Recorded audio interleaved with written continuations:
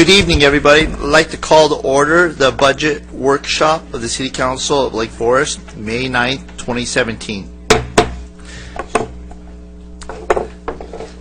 We call to order and roll call, seeing all council present. Public session. At this time, the City Council would convene to consider public matters. Those wishing to address the City Council must submit a complete request to speak form over at the corner. And do we have anything from the public?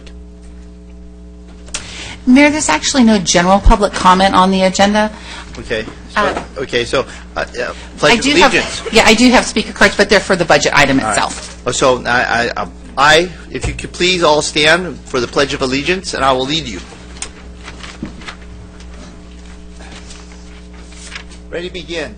I pledge allegiance to the flag of the United States of America and to the republic for which it stands, one nation, under God, indivisible, with liberty and justice for all. Then that will bring us to item number 1. Do we have to move it? I beg your pardon? We don't have to move it, so we have item number 1. Yes, agenda item 1, fiscal year 2017-18 budget workshop, submitted by Deputy City Manager, Director of Finance.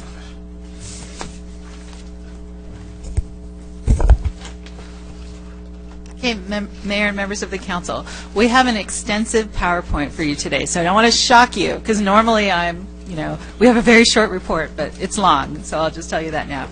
So it will be a quick overview of the budget, and then we'll go into the details of an overview of the departments, what they'll be working on according to the budget that we provided to you this evening, and then a review of our capital project plan for the next 2 years. Mr. Mayor, could I ask the city manager maybe to explain to the residents who are here how this is different from a normal meeting? This is a workshop, and what we'll do at the end of this versus going forward, so they... Sure. This is our budget workshop, and so what we do is we review the document that we've submitted to you, which is our spending plan for the next fiscal year, which is July 1st through June 30th. And we also do an overview of our capital improvement projects plan, which is a 2-year plan.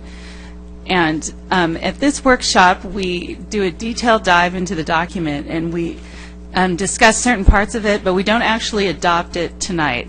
Tonight, the purpose is really for you to ask your questions, get clarifications if there are things that you are unsure of or you'd like more information on.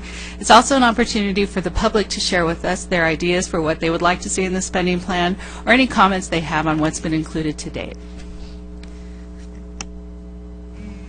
Okay, and with that, our overview will be the proposed operating budget. We'll briefly go through the Housing Authority budget and then the 2-year capital projects budget. So we'll start with a quick overview of our current fiscal year.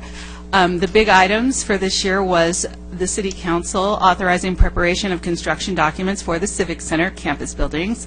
This is a large milestone. We're also happy to once again announce our groundbreaking this Friday, which will mark the start of our construction of our Civic Center. Lake Forest new neighborhoods are continuing, and those are the new developments, Parkside, Baker Ranch, and so forth. And then the council also voted to expand the purview of the Planning Commission to include traffic-related items, since we heard through the recent survey that traffic is a high priority item for the community.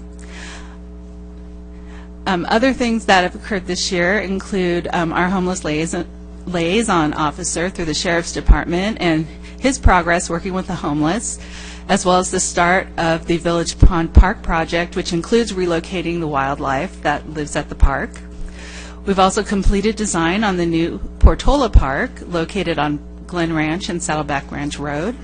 And we've completed an extensive public outreach project for our 10-park community, or our 10-park project to do some renovations and so forth. We've added 3 lanes to the city's arterials, and we've also, through our economic development program, doubled the attendance at our Taste of Lake Forest event. So moving on to our proposed budgets, I want to go through each department and give you a sense of what they're currently working on, which is their baseline work that they do every year, and then what the special projects we're proposing in the budget that we submitted to you this evening. So the city manager's department, our regular work plan includes our legislative program. 1 minute. How do you want questions? Do you want us to wait till you're finished, or you want yes. us to interrupt? Yes, we'd like to wait for us to finish. Sorry for interrupting. No problem. And the goal of these slides really is to give you some context for what we're working on. And spoiler alert, what I'm trying to communicate here is that we have a lot going on this year. And so that's why I'm giving you this overview, so that when you think about some other projects you might want to consider, think about what we already have on the plate. And in some cases, a substantial new project would require us to either take something off the plate or suggest additional resources to add that additional project. So the city manager's office, our special projects really are the city council initiated policy analysis projects that may occur over the next 12 months. Carlo is taking the lead on negotiating small cell master license agreements, as well as we're, with finance, going to be working on revising our strategic plan. The city clerk, as you can see, her regular duties for her office, as well as there may be a potential recall election. If there is, our city clerk will be the point person for that. We're also starting our process to segue into district elections, and so the city clerk will be the project manager for that effort, as well as our plans to replace the SIRE agenda system. And so that's the agenda system that allows people to watch meetings online. Now, we have had comments from the public that the visuals that we have on our website are not the greatest. And it actually is not the result of our camera. We have a pretty good camera. It's the software. And so we're proposing to replace that system to add a better experience for the public when they do watch our meetings. The finance department, as you can see, their regular duties are listed. The special projects they've been working on for several years now include monitoring the Opportunity Study Area financial model, monitoring our cash flow for the Civic Center, and they will also be embarking on replacing our accounting system. We're trying to get to that before we actually move to a new building. Now, development services, economic development, and community preservation are being presented together because I do have Gail Ackerman overseeing both departments. The special projects that they'll be working on for the next 12 months include the Planning and Traffic Commission. There'll be some additional workload there. We're proposing the council approve a contract for the general plan update in an upcoming meeting. That would be a huge project for them in the following year, as well as processing applications for the new hotels, some new ordinances they're working on, including one addressing short-term rentals. And then we have that last one, which is our community preservation staff, where they'd like to start a working group for drinking establishment owners. So I've kind of nicknamed it the Bar Czar.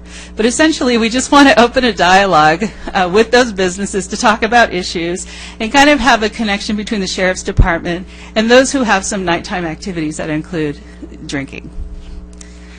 For Public Works, their normal work plan is pretty aggressive, but they also have the current CIP projects that they're working on that are going to carry over into the following year, which includes the Teed Street project as well as Village Pond Park.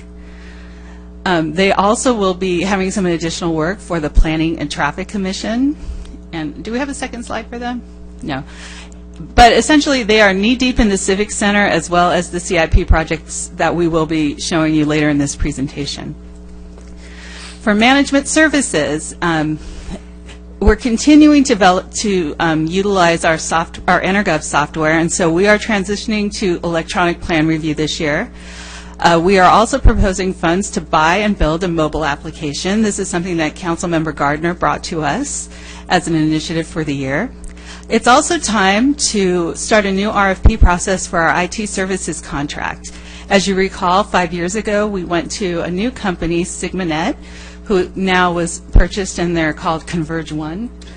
And so we just approved their final one-year extension, and so we will be doing an RFP process. That's going to be a 6-month project. And we're transitioning to cloud-based backup for our data and recovery. For community services, their special projects include more public outreach for the Neighborhood Park Improvement Plan, which includes 10 parks, as well as the Wildlife Management Plan for Village Pond Park. Now, I also wanted to talk about the Civic Center. It is a huge construction program, but there still is a lot of work that covers multiple departments, and so I want to give you a sense of that. Contract management, we're using the city clerk, finance. Keith Neves is the project manager for the Civic Center, as well as Tom Wheeler, who's overseeing the construction end of that project. We have our environmental regulations that we have to keep up with, and so those departments are very involved in that. We have financial oversight for the project, and then forward planning, which includes our community services folks as well as city manager and finance departments. We have a huge public relations component for the Civic Center, and so that really brings in our PIO's office to keep up communications with the people who live immediately adjacent to the Civic Center site, as well as the community-wide PR that we're doing for the project. We also have quite a few RFPs and RFBs coming up. For example, we're working on purchasing the furniture and the IT equipment that will go in each of the 3 buildings. And so that really involves staff from every department in the city. So it's quite a workload beyond just, some of the construction that you might picture when you think about that project.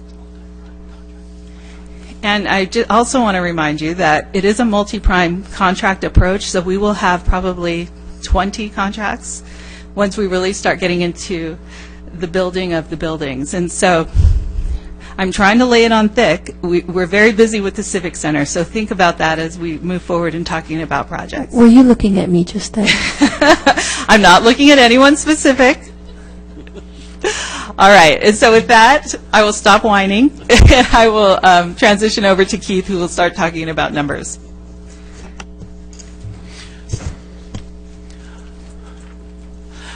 Good evening, Mayor and members of the City Council.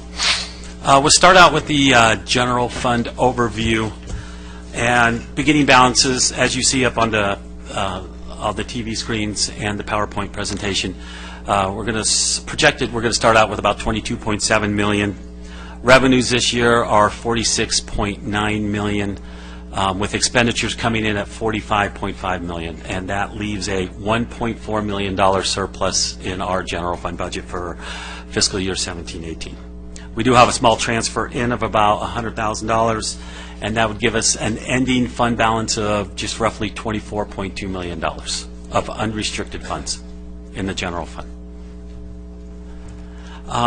Like I've done the last few years since the OSA has started up and is really going strong, I try to pull out the one-time revenues, especially for the development that's going on, to give you a truer picture of the general fund budget. So if you look at revenues at $46.9 million, one-time revenues are almost $4.2 million. And total base revenues now are only $42.7 million. And on the expenditure side, your expenditures are almost $4.1 million in one-time expenditures, with a total base expenditure line of $41.4. Now, you take away the one-time revenues and the one-time expenditures, and your surplus drops down to about $1.3 million for the general fund budget, because we have a little more revenue coming in one time than we do expenditures. And on the next slide, that kind of shows you where it's coming from. Really, the revenue was all development related, permitting and fees for the new housing tracts that are going in. And then on the expenditure side, it's split between $3.2 million in development related expenditures, and then departments have about roughly $922,000 in just one-time expenditures going through the budget. And here I'll show you the one-time expenditures, not the development-related ones, but the ones in each budget. So we've talked about them a little bit earlier with Deborah here. The agenda system for the city clerk's department. Shop and dine banners. We need new shop and dine banners. It's time to replace those. Those are one time every 3 to 5 years. General plan update. We budgeted $500,000 in fiscal year 17-18, and then we put the rest in 18-19, $1 million. So the $1.5 million for the general plan update. And then we have a couple little items that go along with the general plan update, the general plan outreach, and public education videos. That's all one-time money that would be spent one time, and it would not be rebudgeted in the next fiscal year. Public Works has vehicle and equipment of around $50,000. That is for a new position, a maintenance supervisor, to help us with our facilities. so we will need a truck and equipment for him to get around. And then some fencing for the parks during the summer.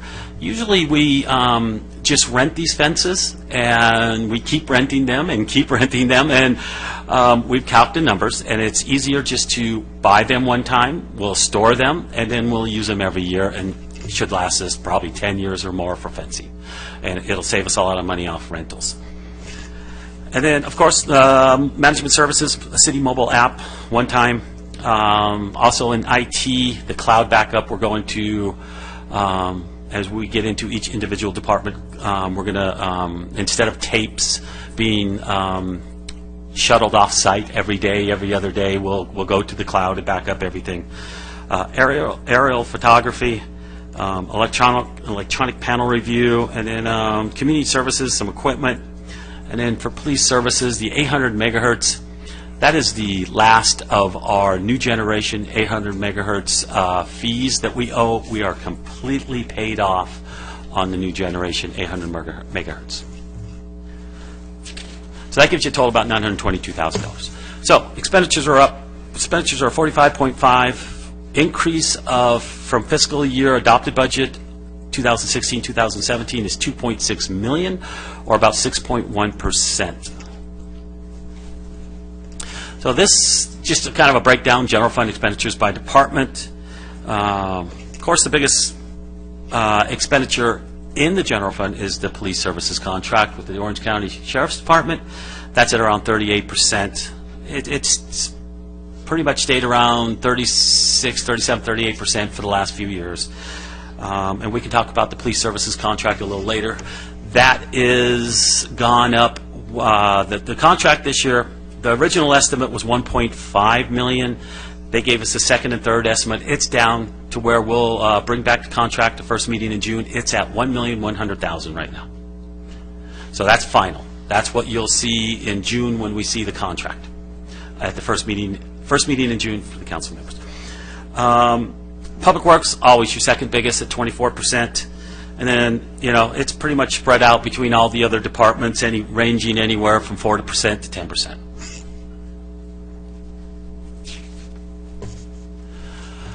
General fund revenues. Overall revenues are 46.9 million. Some of the major revenue sources, property taxes are up 7.6%. That's one of the bigger increases in the last couple of years. We did have a almost 10% assessed valuation increase last year. I'm assuming we'll see maybe not something that big, but similar to that for 17-18 when the numbers come out in August from the assessor. Sales tax, it's been flat the last couple of years, probably 2 years. This is going in third year, about 2%. Comes out maybe just a little bit more than 2%. We're not losing any businesses. Maybe just internet sales are starting to affect some of our shopping centers. Our commercial sales and our commercial businesses and the commercial district are staying the same. But it's just kind of staying flat. It's most like cities. Cities around us are just the same as we are. Irvine, Mission Viejo. Actually, I get quarterly reports, and we're outdoing them. But everybody's staying a little flat. Then TOT tax, transient occupancy tax, it's up about 1.4%.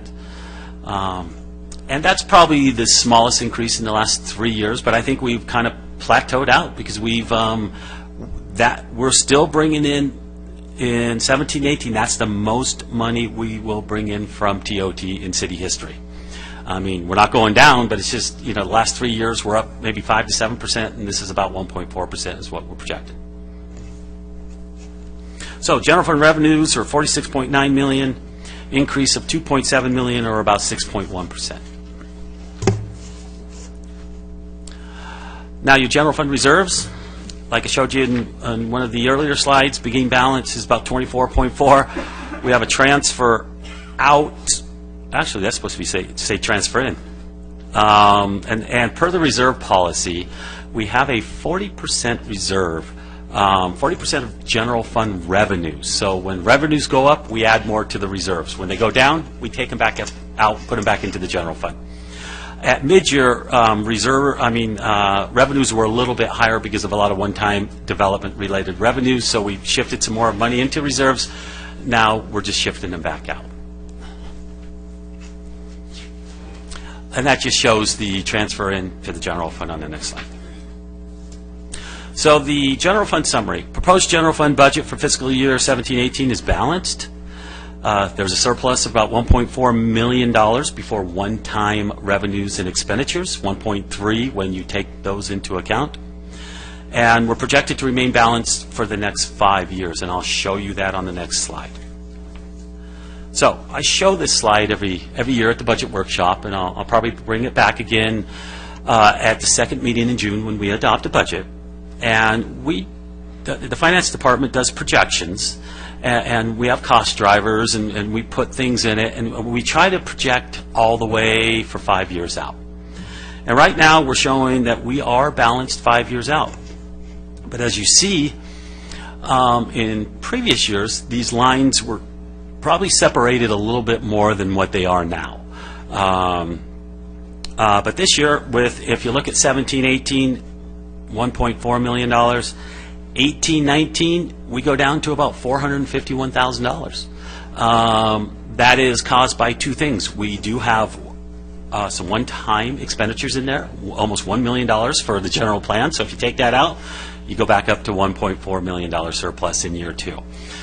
We do have about $200,000 for some new employees, starting with the Civic Center in that year, and you could always adjust that. But I think you're going to need some new employees for your Civic Center to be able to run a community center, a senior center, and a council chamber performing arts theater. And then in year 3, 19-20, it gets down to about $251,000. And that's the year we have additional police services personnel coming in of almost $800,000. We have almost $400,000 more in Civic Center personnel coming in, and we have a couple some ongoing expenditures for some of the systems we're bringing on board. So there's almost $1.4 million of ongoing expenditures that are going to hit in year 3. That's what brings you down to really about a $251,000 surplus.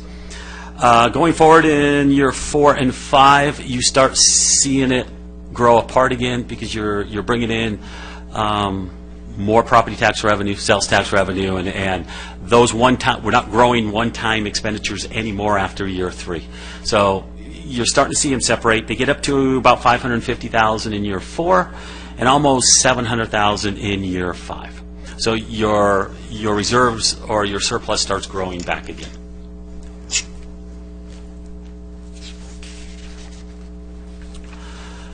So the all funds budget, and we'll go over the CIP budget after this presentation with Tom.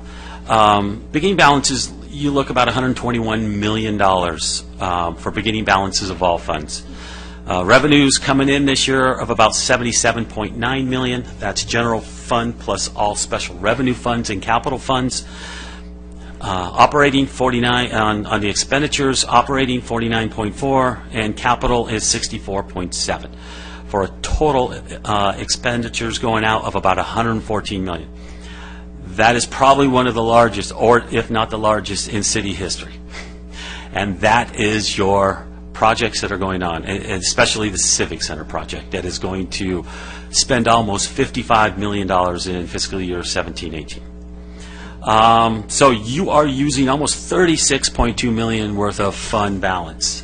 And that's what you saved it up for. You saved it up to build the Civic Center. So ending balance is around $85.2 million. So here's just a little summary of all the revenues. The biggest one each and every year is property tax, followed by sales tax. Other taxes, which are impact fees from development, fines and forfeitures, license and permits. It's spread out. This is a slide that we show because we're a contract city, not a full-service city. Shows you contractual services, are 63% of the budget, or the total operating expenditures. Personnel is 19%. Personnel has stayed around, 18, 19% for 4 or 5 years. Capital outlay, that's just, little furniture and equipment. That That is not the CIP budget. The CIP is not included in this. And then operations and maintenance, about 17%. And this just shows you what a full contract city pie chart looks like. A full service city, those personnel expenses are 85 to 90%. And let me go back one slide. Go back one slide. Backwards. Okay. Now, I didn't make a slide for this. I apologize. I just noticed it now.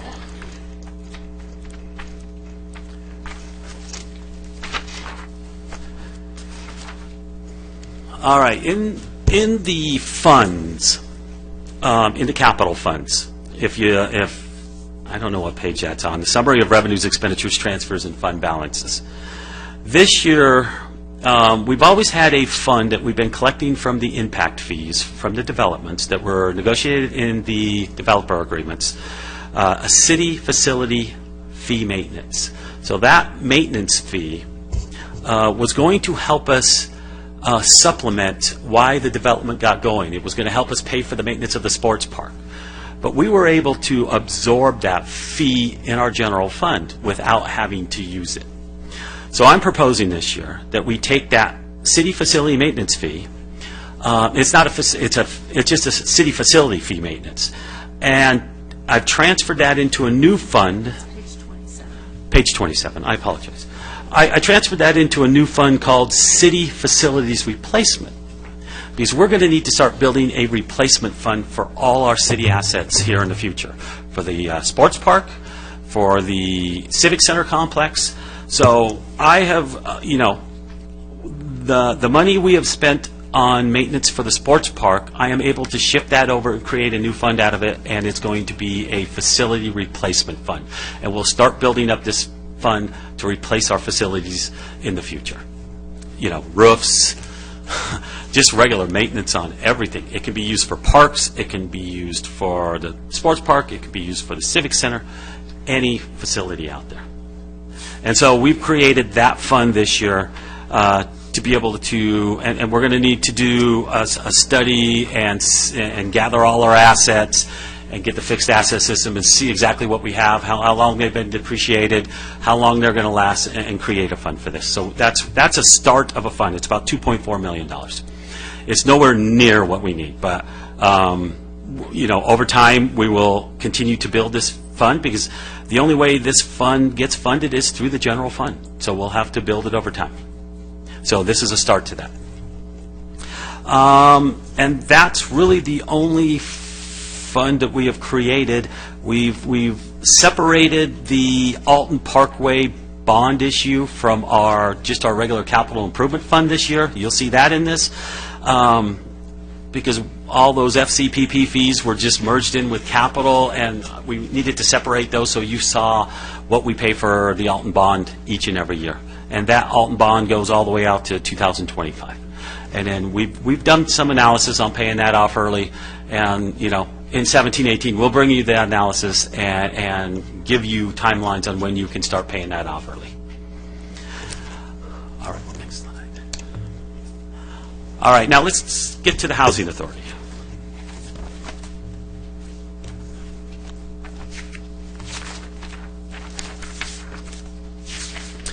It's a pretty small budget.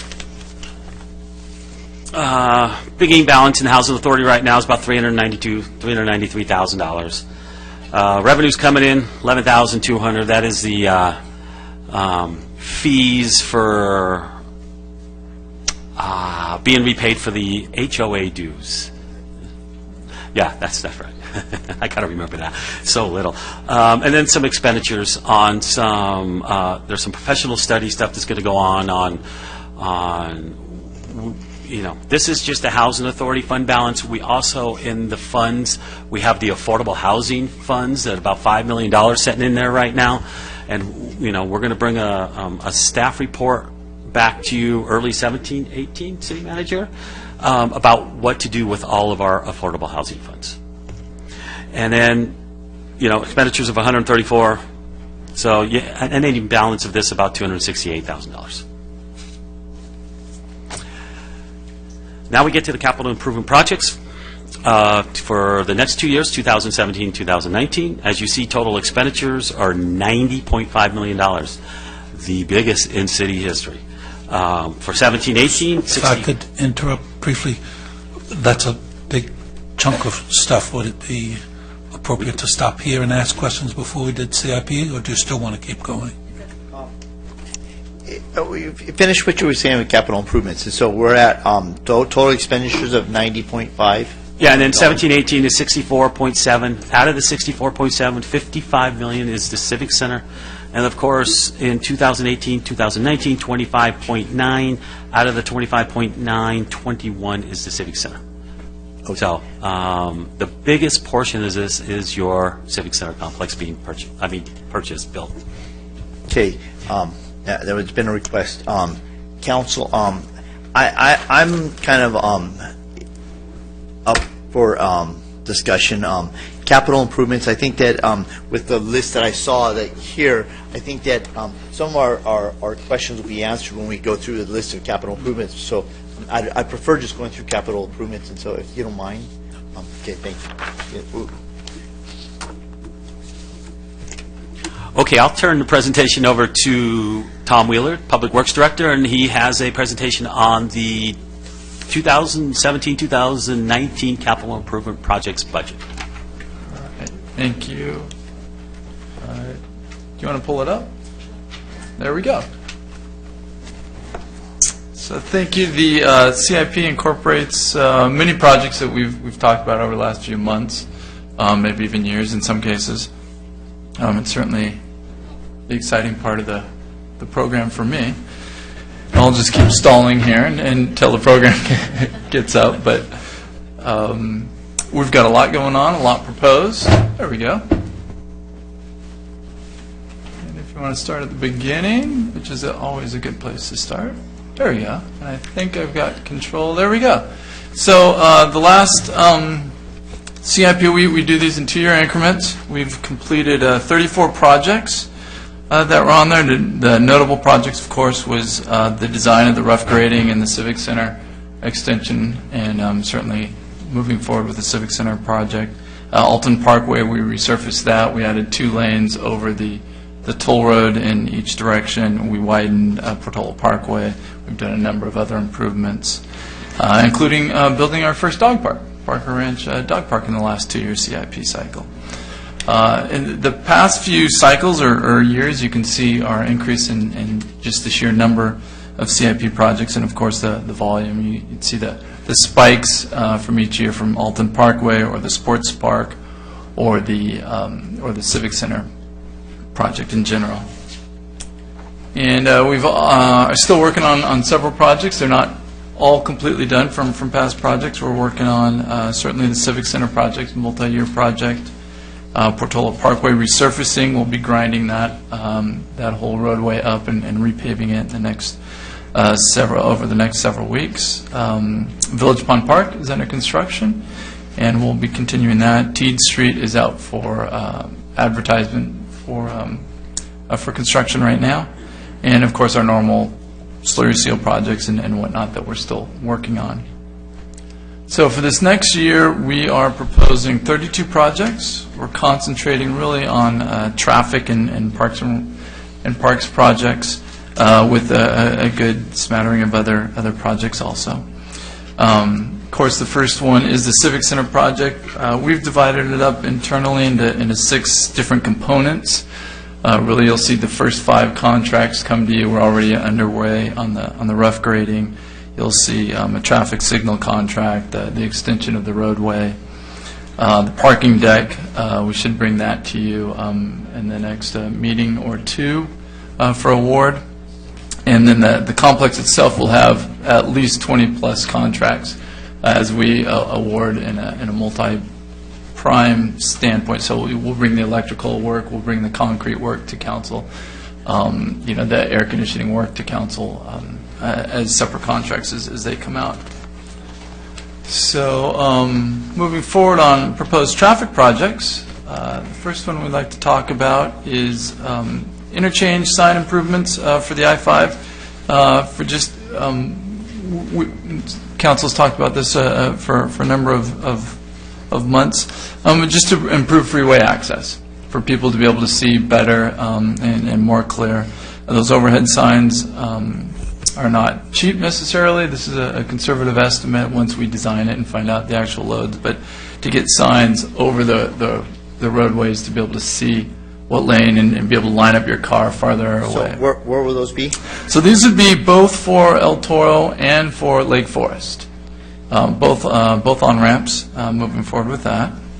So that's the first project we're looking at. And then in terms of also just supporting our traffic signal system, we had a consultant go through after we took over the maintenance of the traffic signal system from the county. The county had done it since before incorporation. We did an exhaustive search, looked at 10 different criteria. This represents all the ongoing maintenance, getting it up to standards with the latest technologies, the latest ADA issues. It's really the backlog of the system that we have. It's painting. So it's aesthetics improvements. It's changing out the signs that are faded all around town. It's painting the signal heads so they're that nice black and they're not, the faded gray. It's painting the signal cabinets that are on the side of the roads. It's adding the LED countdowns, adding emergency vehicle preemption for the fire authority, adding ADA push buttons so it makes it easier for people to cross the roads. So it's a big project, but it's an important one, and it's one of our fundamental systems for helping traffic and replacing our cabinets where we need it and things of that nature. So that will again Mr. Neves was very good this year about telling us to take advantage of the one-time monies that we're doing. Let's get caught up. Let's spend that one-time money on one-time things and get all of our assets up to speed, and then move forward with an asset management program. And then in terms of traffic and improving traffic, we've spent a lot of time with the CTAG this last year, looking especially at Bake Parkway and Trabuco. So we've got two different funding sources, but one intersection, and look at adding a fourth through lane in both directions on Trabuco, going across Bake, and then adding a new lane for eastbound Baker going up the hill, where it used to be a right turn only, and then it was a right through, and people want back up. The truth is you need both. You need a right turn only, and you need a through lane. And so we want to look at designing that. Those projects are interesting because there's right-of-way involved. There's also the city of Irvine that has half that intersection involved. So it's a complex project. It's budgeted over, actually, it'll be budgeted over a few years, more than just these 2 years, but we'll get the design done and move forward with that project to increase the efficiency at that point. And then the other project here, again, this is developer funded, is adding dual lefts and dual right turns on El Toro onto the northbound Portola Parkway. And this has been identified in our traffic model since the OSA and the development started. So that, again, is the other project that's got some right-of-way also. So all the easy projects are done now. And we're moving into the right-of-way phase. The county owns some right-of-way out there, so we get to go to the county and try to get some right-of-way with that. So, again, recognizing those projects. And then we've got two traffic synchronization projects identified. We'll be synchronizing El Toro Road, which we've already got funding from OCTA on that project, and we'll be kicking that off this year. And then we will also be applying for competitive grant funding from OCTA for the Rockfield Boulevard TSSP. The El Toro Road project will connect our last few traffic signals electronically to our system, which I think we only had 6 or 9 just a few years ago connected electronically, so we can monitor it now. So again, increasing our capabilities in terms of traffic maintenance. What many people have been waiting for, the crosswalk flashing beacon installations. So we've looked at everywhere in the city. There are 4 locations that we have school crosswalks that are not at controlled intersections. They're not at a stop sign, or they're not at a traffic signal right now. They have crossing guards, but They could use enhancements. We're projecting the latest in technology, which is the flashing strobe lights. It's at eye level. You may be familiar, you've seen some of the in-pavement ground lights before. These are more effective than those. They're at eye level, they flash strobes. So we have 4 locations for that, including Dunmere, which we've talked about before, at Rockfield, Rue de Fortuna, which we've talked about before, and 2 other locations. They're activated by a pedestrian pushing it or the crossing guard pushing it, and that activates them. And then we've got a few areas in town where we have painted medians, which of course a double median is illegal to cross over. We've had problems and issues in those locations. We've added raised delineators, the white sticks in the middle. They're not very pretty, but they're somewhat effective.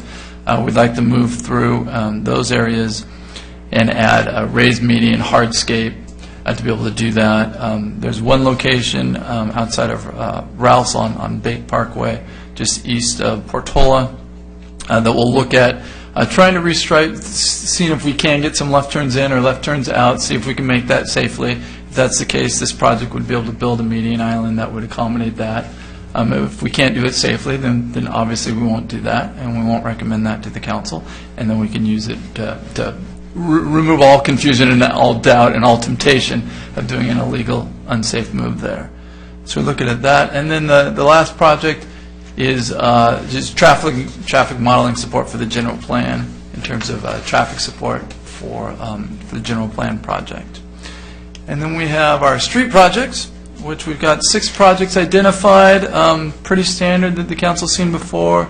Our ADA access ramps, street resurfacing, our annual slurry seal projects, sidewalk repairs. We're looking at neighborhood tree and sidewalk rehabilitation around some certain streets near Olivewood School, where some residents have asked us to help out there with some oversized eucalyptus trees, taking up the sidewalk there, and replacing street traffic signs and getting them up to speed.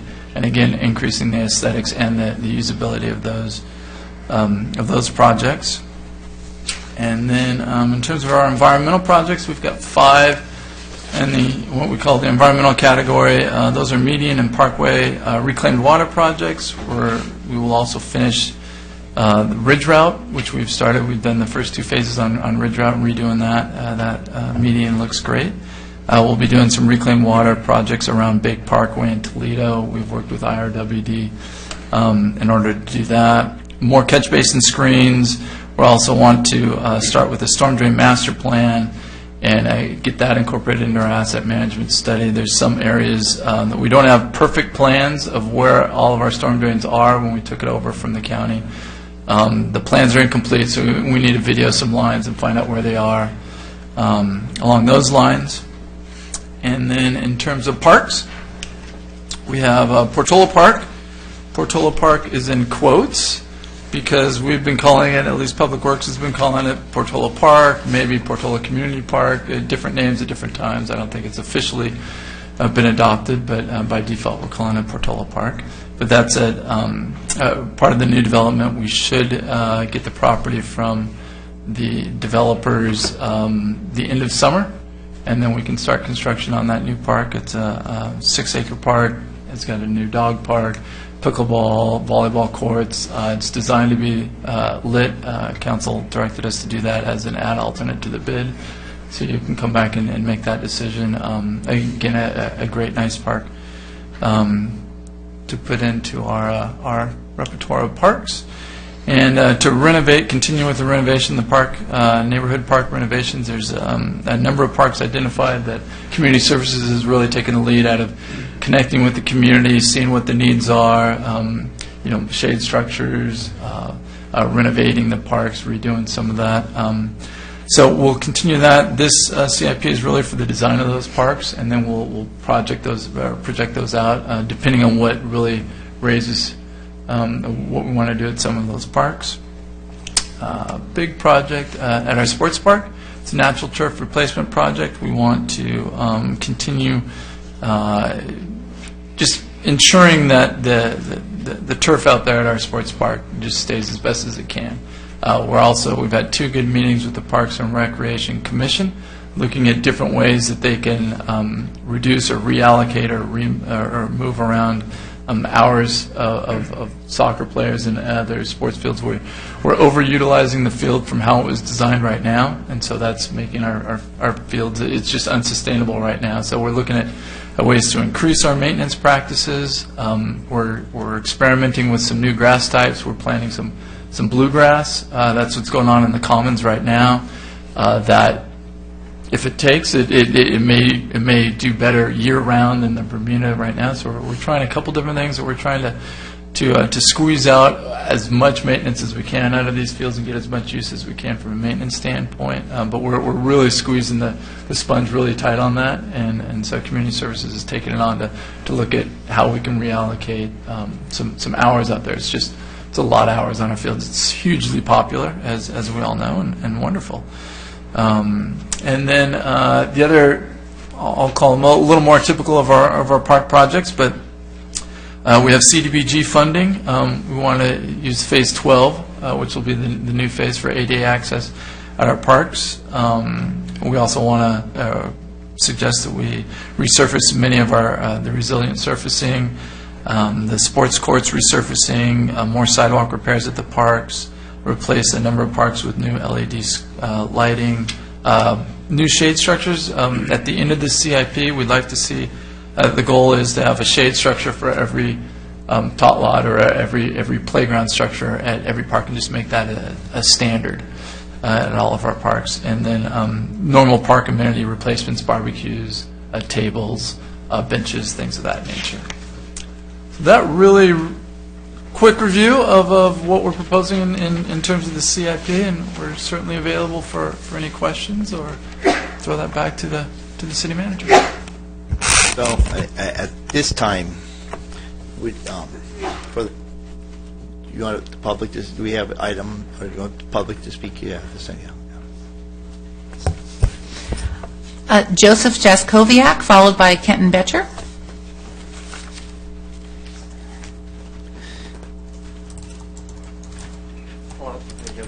Good evening. Just briefly, I just wanted to reiterate the request that we had to try to hire a traffic enforcement officer. I know I'm from Bennett Ranch, and we've had a lot of problems in that area, but and I realize that person would be responsible if they brought someone on for the entire city, not just us. But I think that it would help to enforce the law, stop some of these people that are parking over 72 hours in one spot, and then what happens after that with the trash and maybe noise and theft and possible drug deals. Okay, so I just wanted to make the point that we really would appreciate if we could get a person to fill that spot. Okay. Stick around. Okay. Thank you. Thank you. Kenton Betcher, followed by Randy Johnson. Good evening. Good evening. And I'm Kenton Betcher, for the Garden Guy, and I've spoken with some of the council members on the phone, and thank you for taking my call. I was a little surprised that you answered. And I just wanted to reiterate the same subject that I'm always here for, is the Whispering Hills Park site, which has been graded for 32 years now. And I was hoping to see it with the 10 park renovations, that at least the final design for the park would be included, even though it still might be pushed off a bit. This is the 5th year that we've had 3 workshops, and it keeps being put off. I view myself as sort of patient after 32 years, but as a board member to Whispering Hills community of 350 homes and 800 people, there's some different ideas of maybe why it's taken so long and avenues to speed up the process. I would like to continue on and being impatient and see if we can put it in to the CIP, get it in a final design, and then possibly the year after, or the final year of the City Hall project, have that developed. Portola Park was put in way before us. A number of parks have always been put in before us. And there's different ideas of the reasons for that. But there's others outside of myself. I come here and speak as an individual, even though I'm a board member representing my homeowner association at my homeowner. There are people outside that have different ideas, and I have no control over what they do or say. So I would like to just continue on and ask that we keep the planning process going and hopefully get the park built. Thank you. Thank you. Randy Johnson.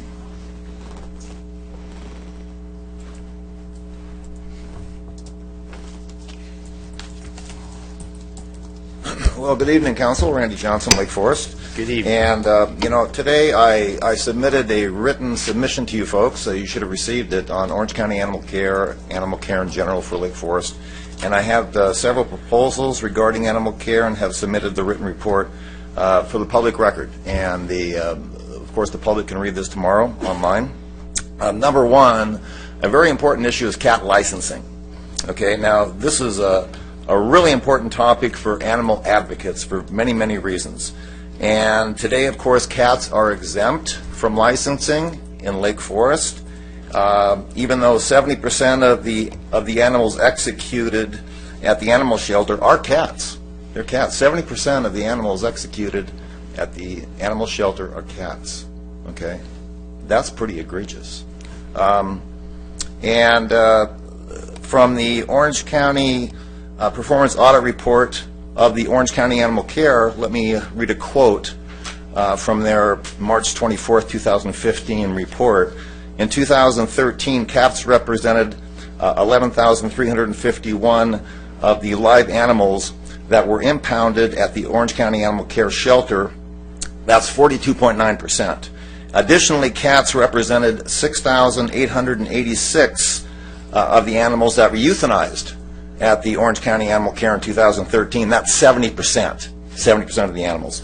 And only 202 of those cats, 1.8%, impounded cats were returned to the owner.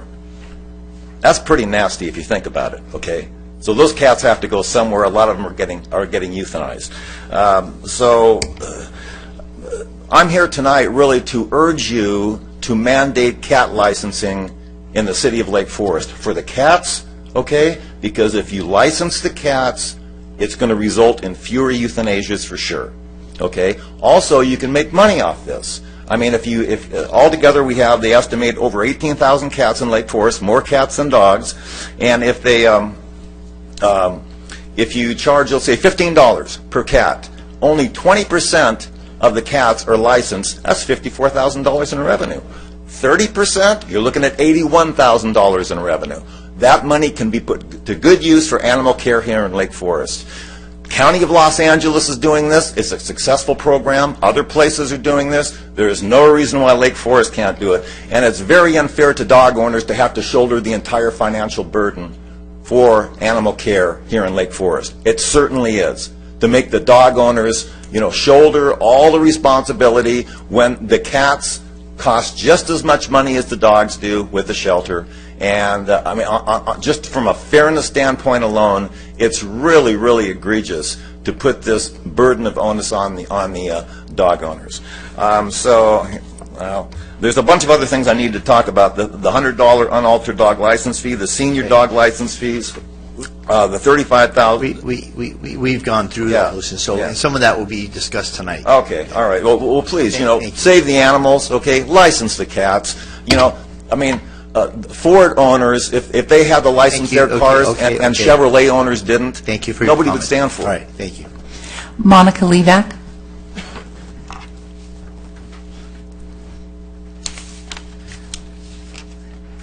Good evening. Good evening. I will make it quick. Monica Levac, Lake Forest. 2 questions. Do we have the parking enforcement officer's position in the budget? Does anybody know? An additional parking control officer is not in the budget, but it's part of the second agenda item. There is a cost there for the council's consideration. We'll be discussing it a little bit later. Okay, and then my other question is, over at Lake Forest, the sports park, they have events for the kids that are handicapped, autism, Challenger baseball, that sort of thing. We were over playing a few weeks ago, and one of our players had like a walker, difficult to walk. There is no way for her to get down to, I think it's field 3. It's all steps, and the poor child can't come down and play baseball because there is literally no ramp to help her to get down to the field. So she has, if she wants to take, there's a ramp that'll take her to the field, but she has to go up steps to get to that ramp that takes her down. So if there's $1,000 or something to maybe just put in a sidewalk that'll allow her to get to that field, that would be great, because it's with the Challenger baseball. I mean, that's what we're playing there now, so I don't know if that was it. Thank you. That was a great comment. Thank you so much. There have been no further requests. Okay. So we have discussion items, and then we'll go over actually dollar amounts later. So, Jimmy, I know you have a few, so go ahead. You've been waiting patiently. Thank you for allowing us. Okay. No, I just,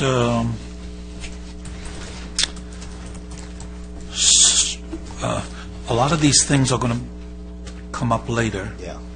And then a lot of the things, we're doing the budget talk without having done strategic planning. So we're a little bit out of order, but that's okay, too. I know we have strategic planning coming up. I just wanted to, but we're going to do the budget, finish it before we do strategic planning. So, and I don't think it's on our suggested list. So one of the things I was missing in here, which we've talked about before, is the revitalization of the retail and, bringing new businesses in, and whether or not that would create, how do we do that? Do we do that through a position or et cetera? So I think the city manager will be bringing something up later in the evening about that, too. okay. The other question I had is, did we factor in animal care services, they're going to be increasing, although they don't know yet by how much, the cost of our services, because in fact they're going to upgrade, or so they tell us, significantly the amount of behavioral people. We're actually going to have people picking up dead animals instead of waiting a week, et cetera. So is that factored into the budget, or have we used the old figures? Good evening, Mayor and members of the council. So the County of Orange is still finalizing its notice of intent to the city. However, the number that you see in the budget is their current best estimate for 17-18 operating expenses. And that factors in the It does. increased quality of care? It factors in the cost of operating the new shelter, additional staffing, capital outlay, and other related expenditures to enhance the program.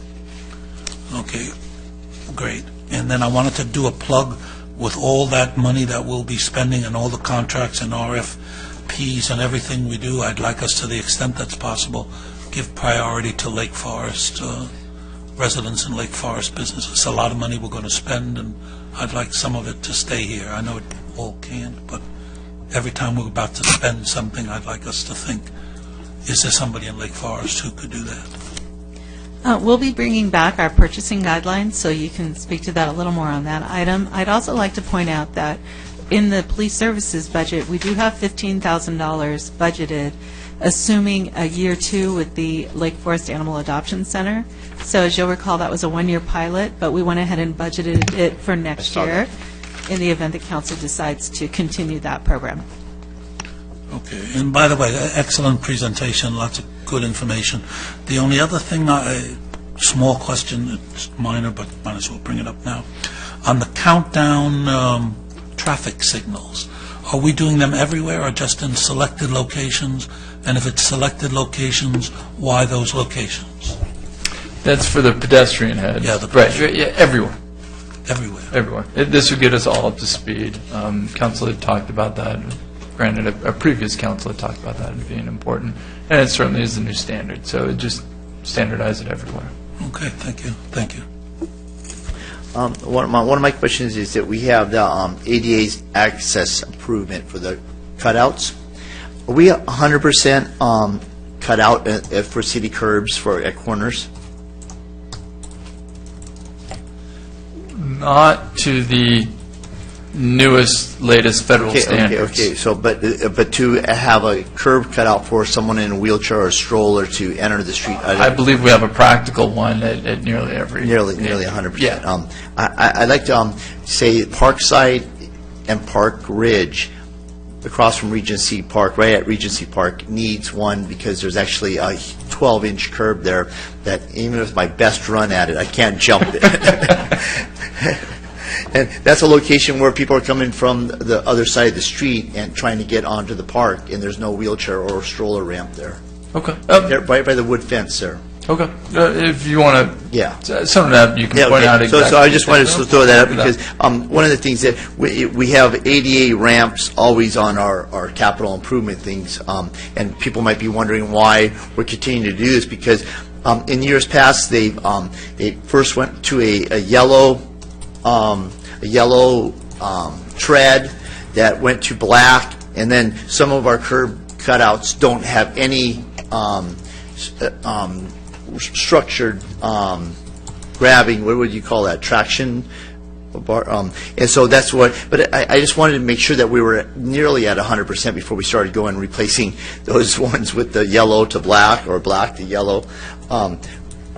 In here, we have we've had an attack by a beetle that was a new beetle to California, the shot hole beetle, the shot hole borer. Do we have in your capital improvements for your CPI for Public Works? Do we have any money for new trees? Because we've lost over 2,000, a lot of trees, thousands of trees already, and probably before we get this under handle, we'll be losing more. So just a question mark. You don't have to answer me now. Or was that budgeted in at all? What we're doing with that particular beetle and issue, we're out to bid right now on a new tree services contract. In that contract, we've included some scope of work for treatment of trees that would could include replacement. Hopefully, we'll have some solutions in place over the next several months or maybe years for treatment, and so that's been addressed in that contract. That contract will come back to the council before the fiscal year end, and we'll add that. So we haven't had the need to replace thousands of trees wholesale yet.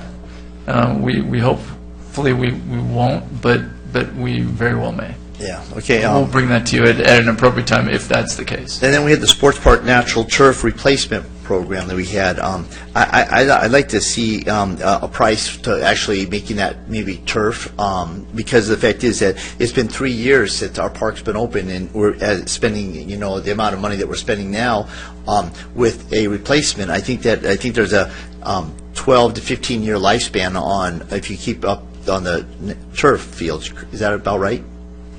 8 to 10, depending how much you use it. But I think in this case, with the amount of use we have and demand we have on those fields, I think it's a viable option. We can bring that back to council. We've got some rough estimates. From $2 to $3 million is what we're looking at. There was a few places that I saw dollar signs. When we have our maintenance of the grass, it's obviously a huge field to cut.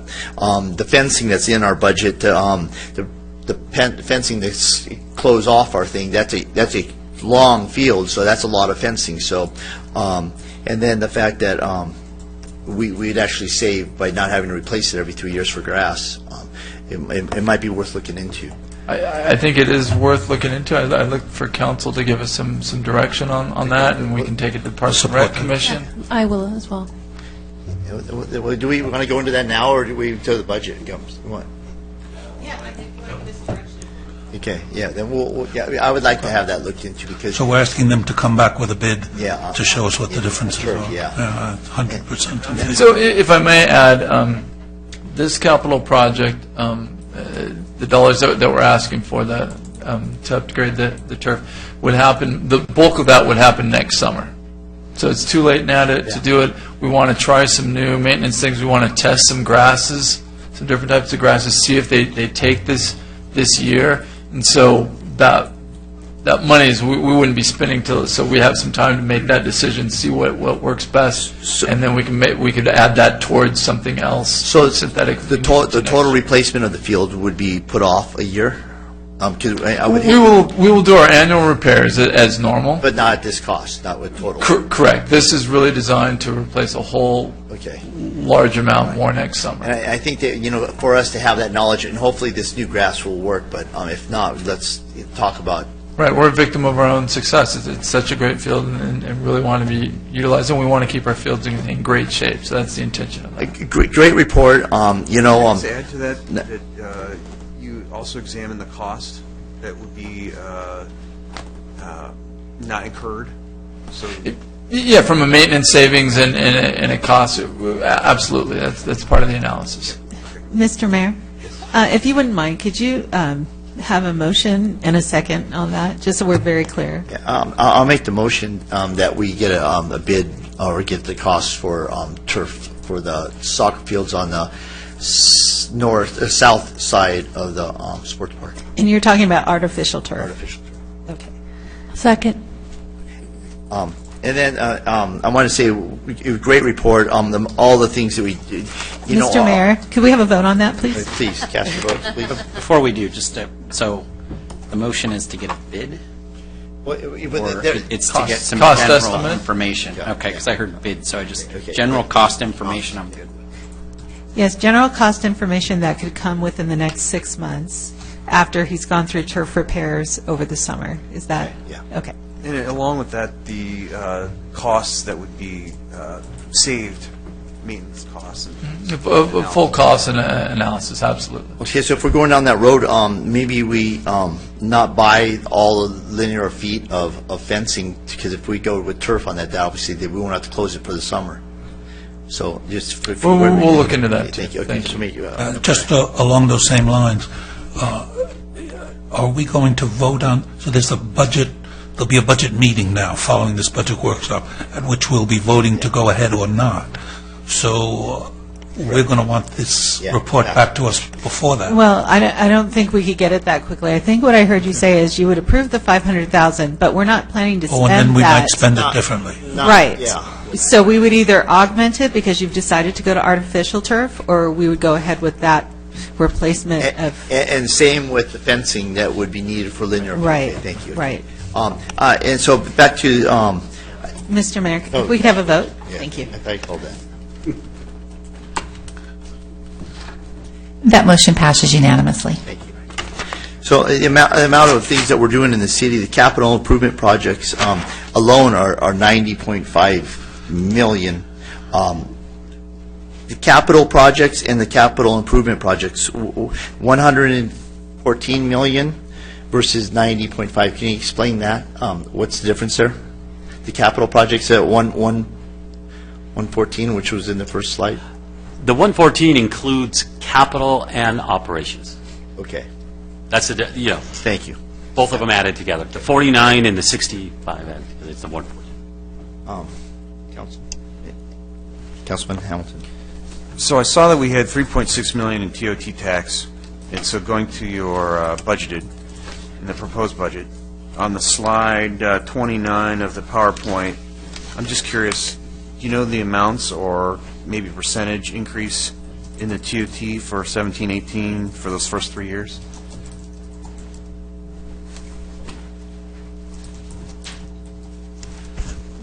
For the 5-year projection? Yeah. In the 5-year projection, we put 200,000 increase starting in 18-19.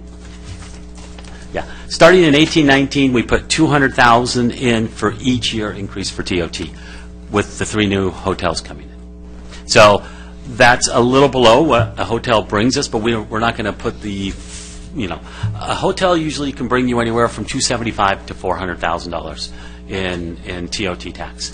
But we're just going with $200,000 a year until we see what types of hotels are built and what's going to come in. And give us an average, and then we'll adjust each year as we go up. Conservative, okay.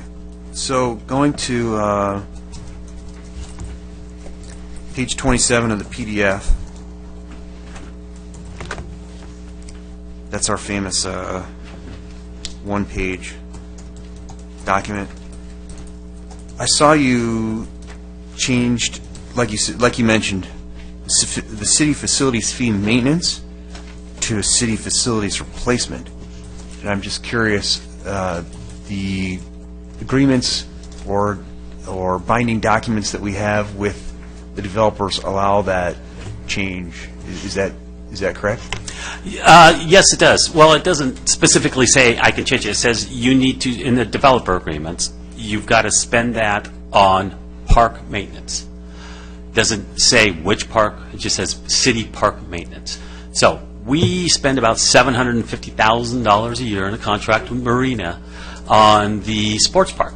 So the amount I'm transferring over for the first year, $2,457,000, we're in our third year of the sports park and going into the fourth year, we'll spend far more than what I'm transferring over. So as long as as long as I can back it up with documentation that it's maintenance, I can transfer it all out. Yes. Okay.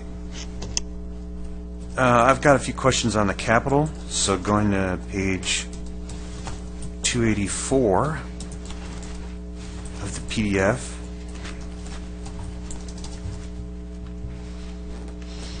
And for everyone in the audience, this is the Lifton project, Phase 2. So here's my question.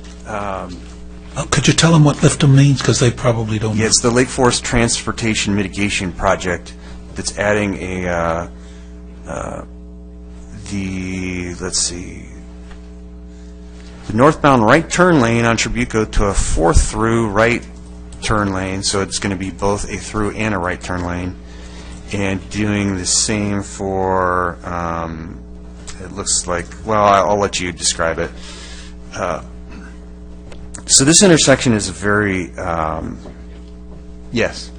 So this intersection is very critical, I think, to the flow of traffic from Foothill down to the 5 freeway, Foothill Ranch. I've in this intersection almost daily. The traffic flow along Trabuco, and it changes to Irvine Boulevard when you go to Irvine.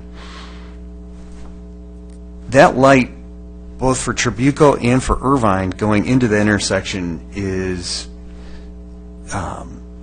dedicated. I don't know how to say it, but you only get one flow into that intersection either way, Trabuco or Irvine. If you're on Bake, you can have cross traffic going at the same time. But if you're on Trabuco going into Irvine, you won't get Irvine going into Lake Forest at the same time. It's a left green and a straight green, so all other traffic through that intersection stops, and only one side of the intersection goes through.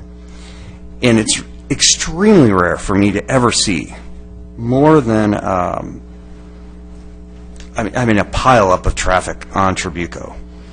So I'm just curious the rationale, and maybe it's a Lifton requirement or something to that effect, but I just don't see a huge need for us needing an additional through lane. So I guess the project really that I see is kind of more critical, if you flip the page to page 285, is that dedicated right turn. In addition, a dedicated left turn is also necessary, just a few lanes over from that.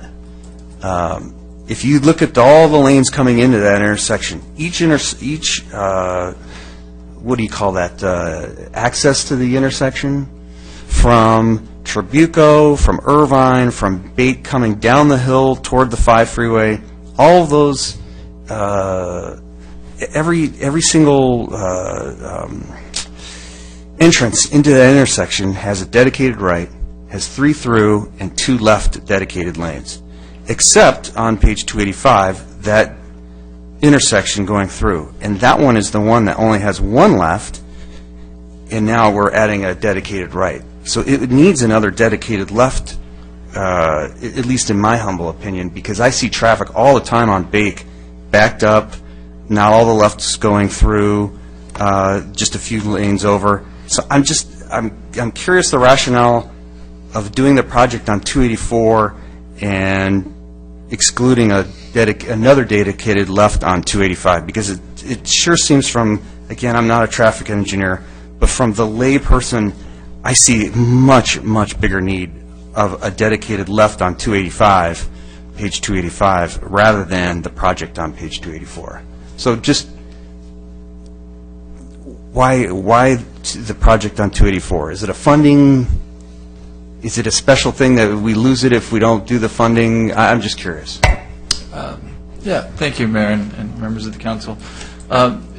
It's partially that. This is identified as a Lifton project, which means back when they were moving forward with development, they identified this using our traffic model. And again, remember, the model isn't looking at today's traffic. The model is looking at what based on land use and things like that, what's happening in 2030.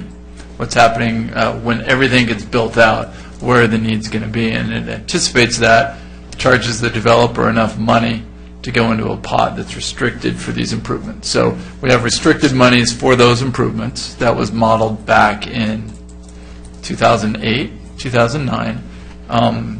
So these projects have been identified for a long time. They've been on the books. They've waited for development to come in and the developers to pay into that pot. And now we're moving forward with these. As part of this project, we're certainly going to look at that. Everyone has different experiences at every intersection, right? Depending on time of day, your commute, which way you're going, and whatnot. So we'll look at the traffic counts. We'll look at the traffic model.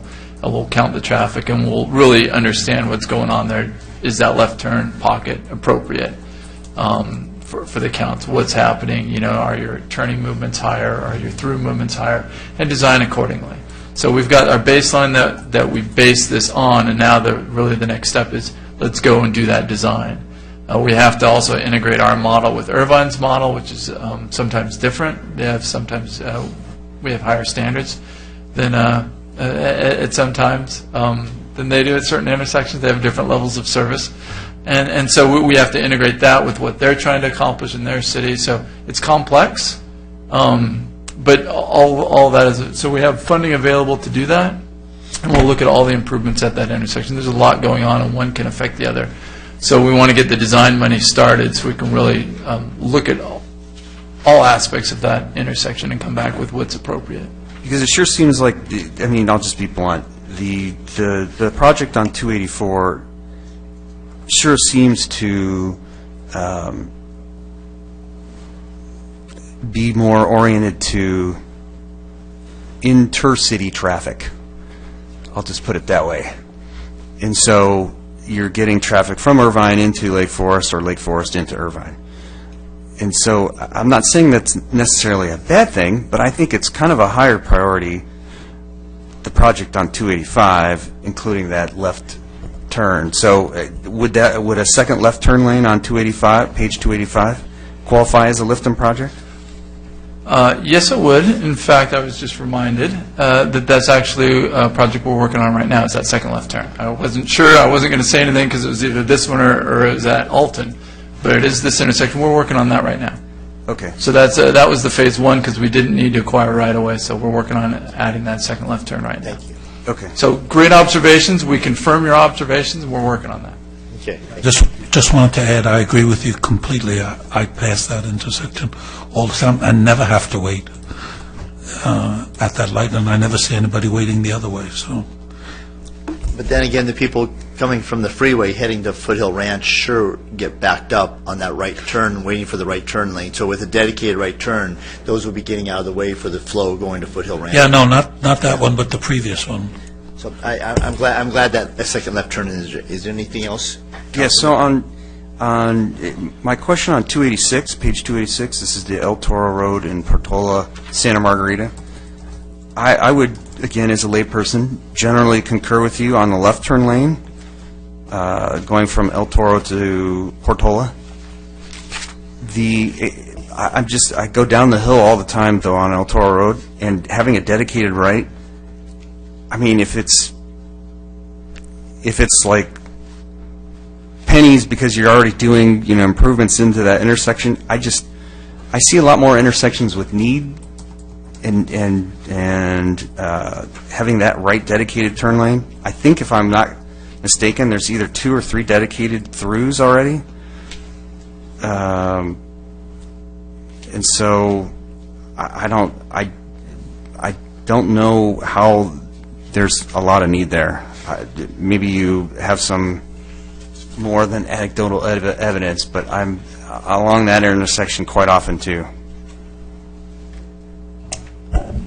We do have more. We have numbers, and we have the analysis. And again, what we want to do is, these projects were identified several years ago.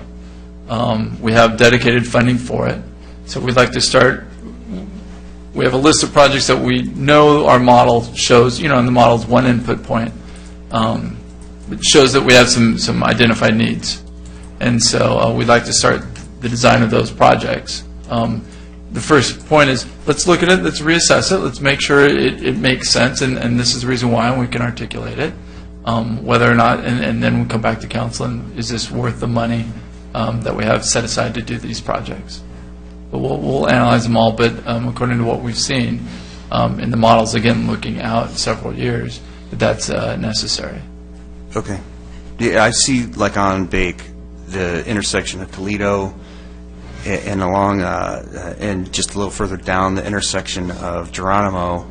I see, again, that corridor coming down traffic, and this one, I almost never see it back up there whatsoever, whereas the other ones, those other intersections. So anyway, okay.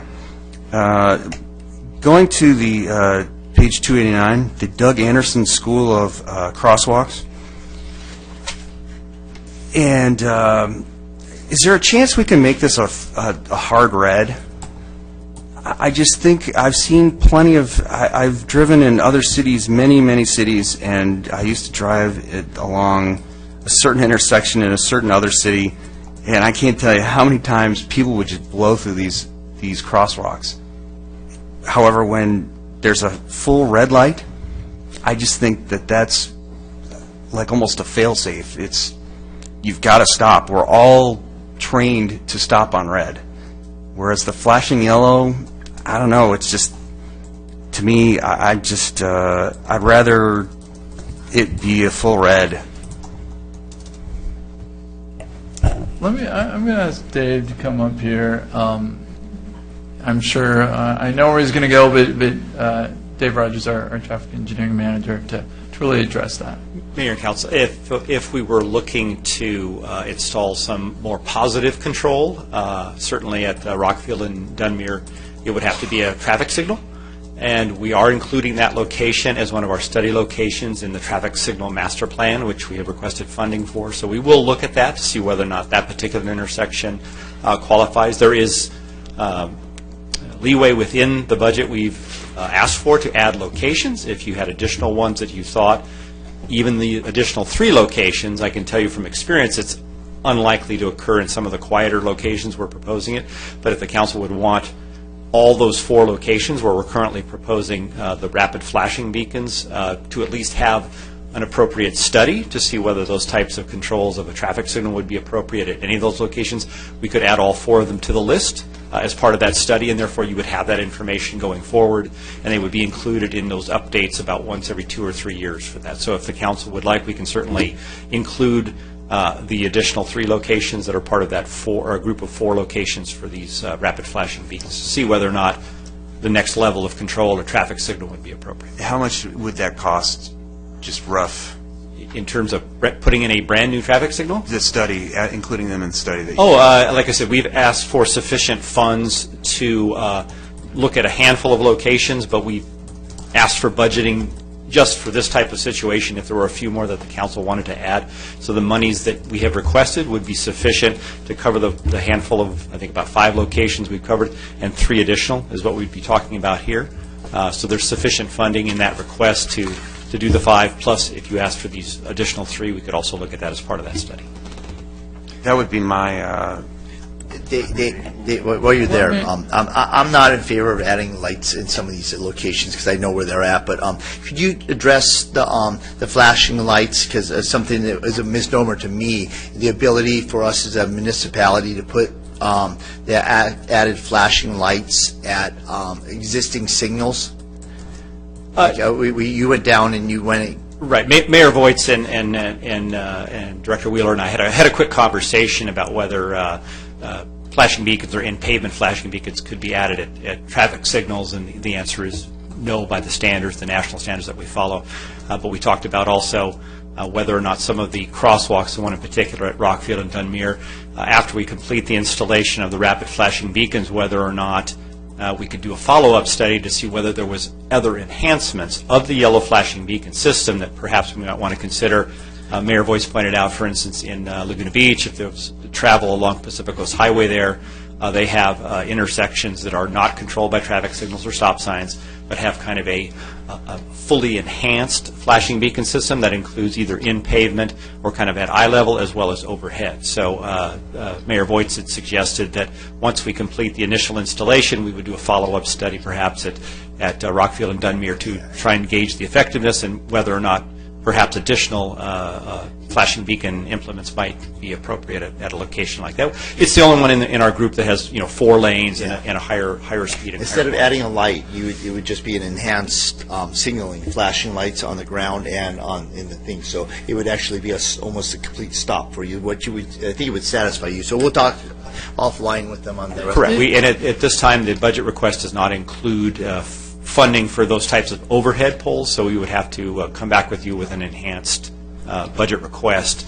after we had a chance to study that, if we felt that was appropriate for that particular location, the one, again, at Rockfield where we have the 4 lanes, the higher speeds and the higher volumes. It's unique in that group of 4.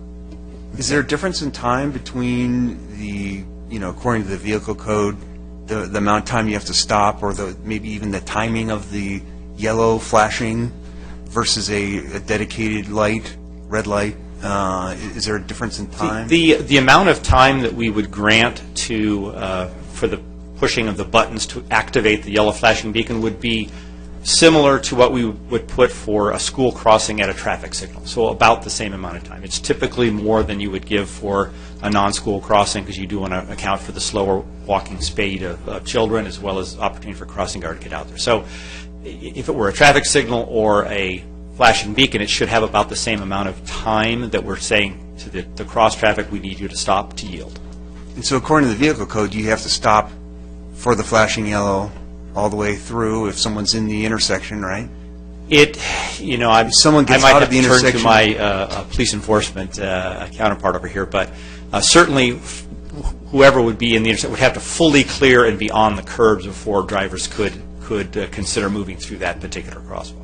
Right, so it would still be potentially flashing yellow. They could hop up to the curb, get off the street, so you'd save maybe a little bit of time, whereas the red, if they you would be held for the exact time regardless. An example that we all encounter is when a bicyclist pushes the ped button. It's designed for pedestrians. They're across the intersection in 4 seconds, and it's still going to, at a traffic signal, it's still going to hold you for 20 seconds. You are not allowed to move.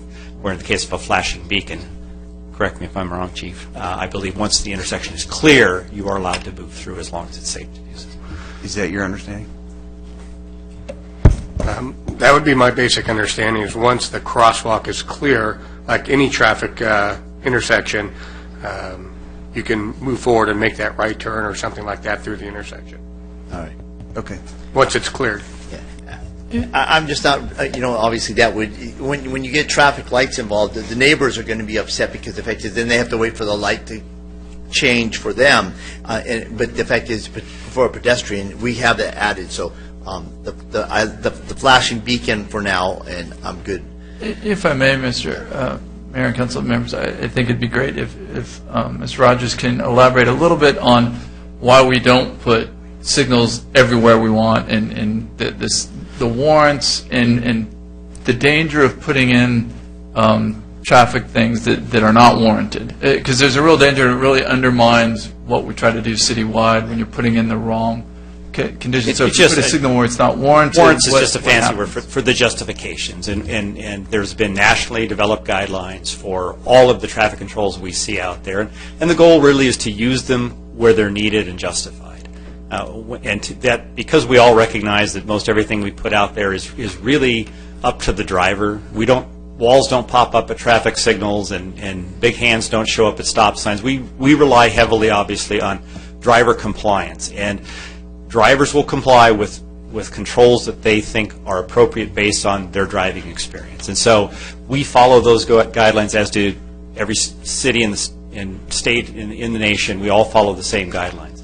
And what can happen as a result, if you put in traffic controls where the traffic signals or stop signs that are unwarranted or unjustified, you actually can get poor compliance there as well as at the locations where they are really needed.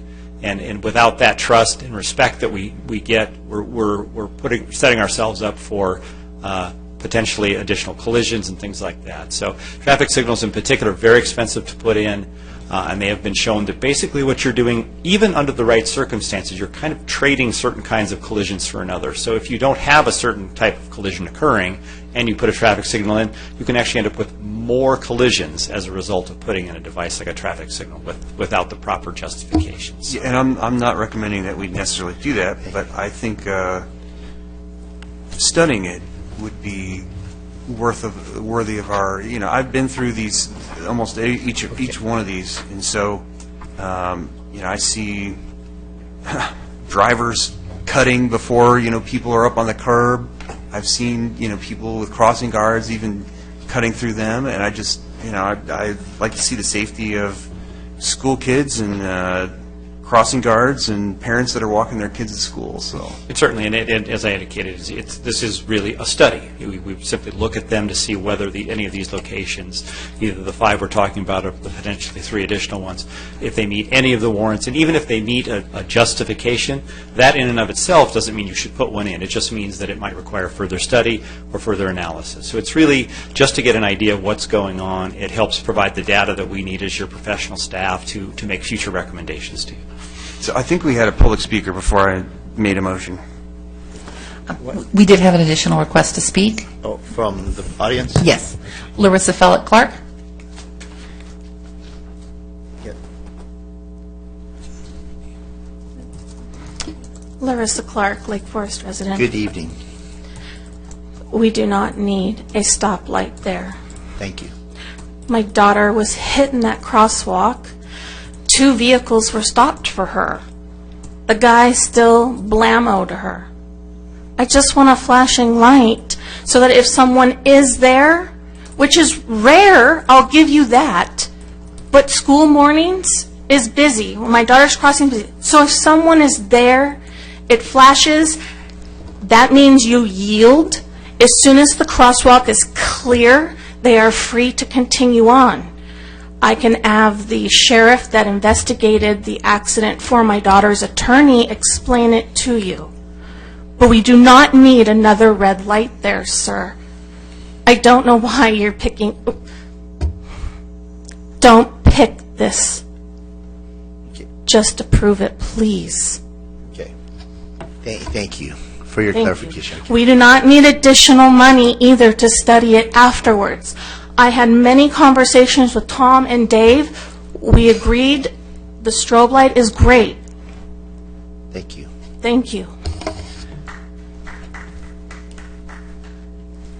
Are you anything further? All right. Well, I have a overabundance of caution, and so I'm going to move that we include those 3 additional in the study.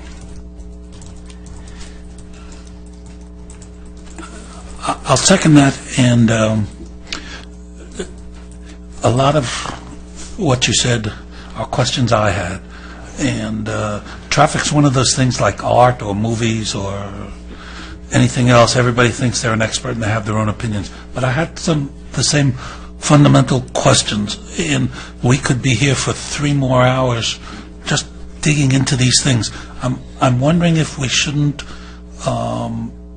in addition to passing it now, but get these things, instead of coming back to us, have them go back to the planning and traffic, the new commission, and kind of be ironed out there and ultimately come back to us rather than for us to be digging into them. So let me reiterate. It's not that I disagree with people's opinion on it. I just don't know, and I have a gut feeling that it should be. So let's just have a study, and if I'm wrong, then, or if I'm proved wrong, then that's fine. no, and I'm agreeing with you. I'm adding, if maybe it should be an amendment to the motion, that report back to that commission rather than report back to us, and then we can take it from there. One more level of review where they could dig at it and might have more time than we do to really dig into it. Well, I think they're going to go to the Traffic Commission anyway. If I may, Please, Mayor please. and Councilman. Yes, that's part of the duties of the Traffic Commission.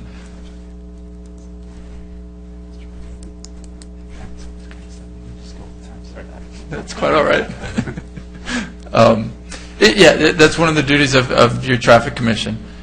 We have a master plan, a master list of areas that we do watch. Old Tribuca Road in Lake Forest is another example that we just recently talked about. We put that on the list.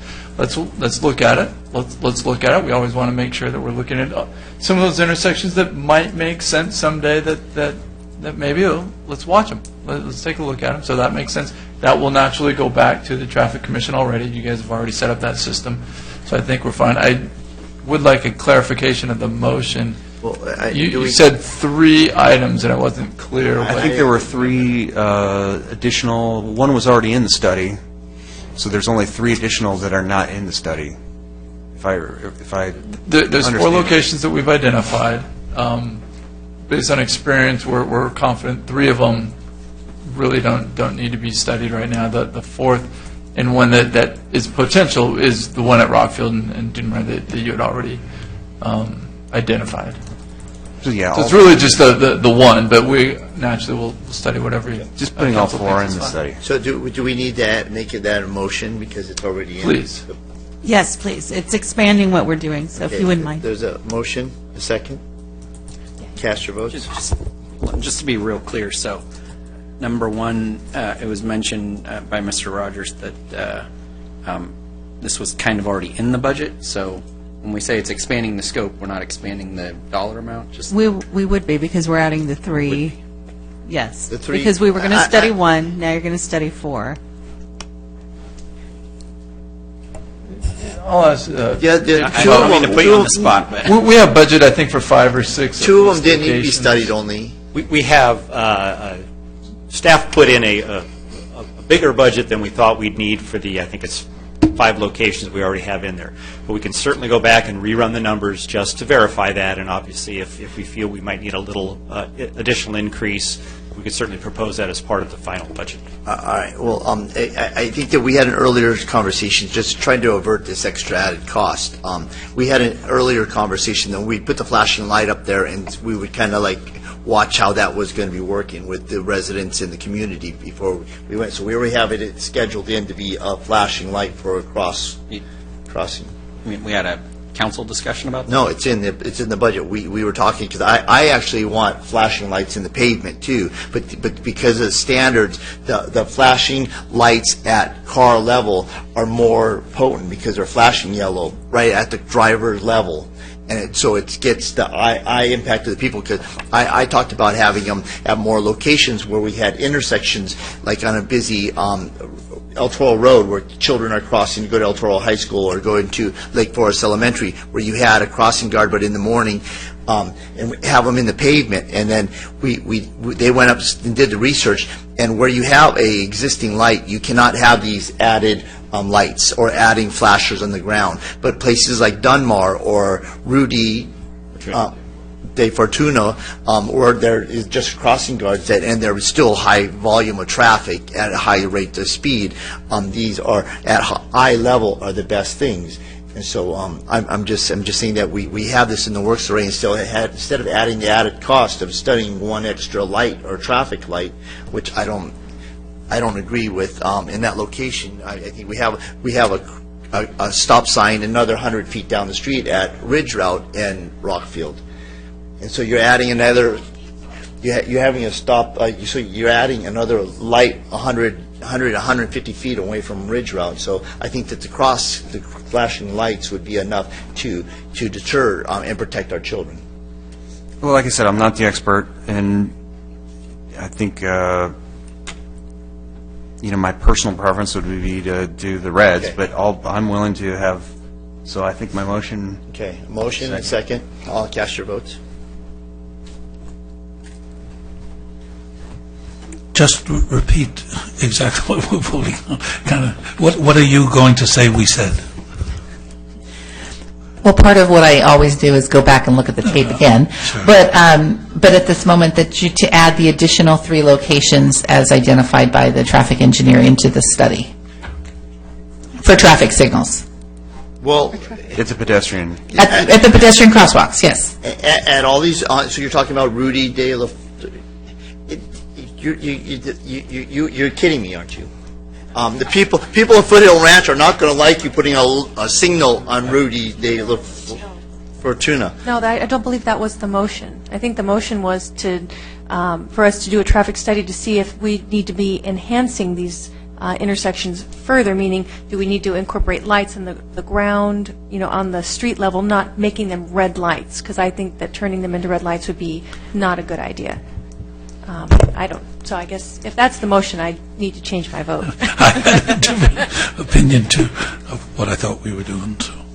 Well, the study- Councilmember Hamilton, could you restate? Yes. The study, just to clarify, the study is, for the one existing, was to see if it needed to go to red light. Is that correct? We don't have it existing yet. We don't have it up yet. So what staff's proposing is 4 locations to have the flashing strobe lights at the 4 locations where we have uncontrolled crosswalks. What I've heard is perhaps we should look at those to see if we should put traffic signals there, a red light, which would be a traffic signal there. We have a program to look at traffic signals, to look at intersections to add traffic signals on there, which we could add that one location at Ridge Route and Dunmore, which makes sense because Ridge Route's the size, and then you have 3 other locations that you could have a study. I don't think, based on our experience, that you would really need to do a study at those locations, but we certainly could. Separate, what I just heard was, do you want to enhance that signal even more, or enhance that crosswalk even more, which is, I believe, a separate topic than what I heard Councilmember Hamilton talking about.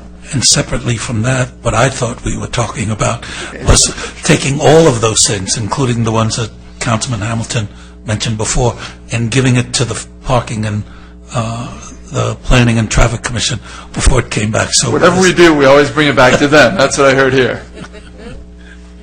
So do we have a motion and a second? So the maker motion, we have one intersection that we're studying whether it should go red.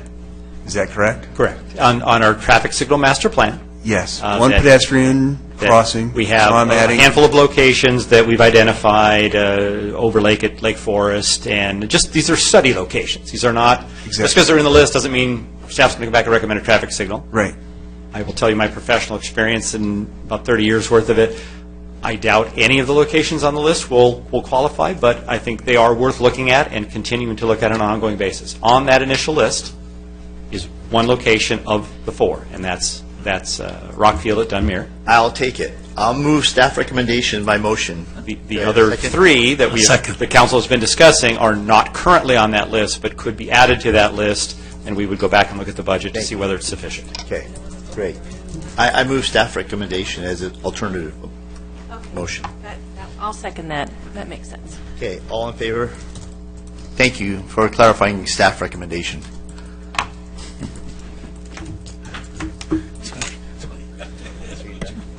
That motion passes with Councilmember Hamilton opposed. So one more question on page 297. Hopefully this is a very quick one. The title is Bake Parkway and Toledo Way Reclaimed Water Project.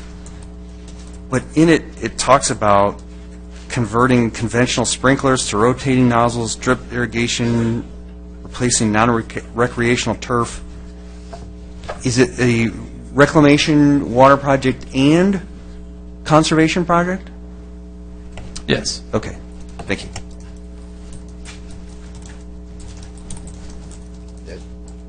Oh, and when was the call date on the Alton Parkway? That was my final one.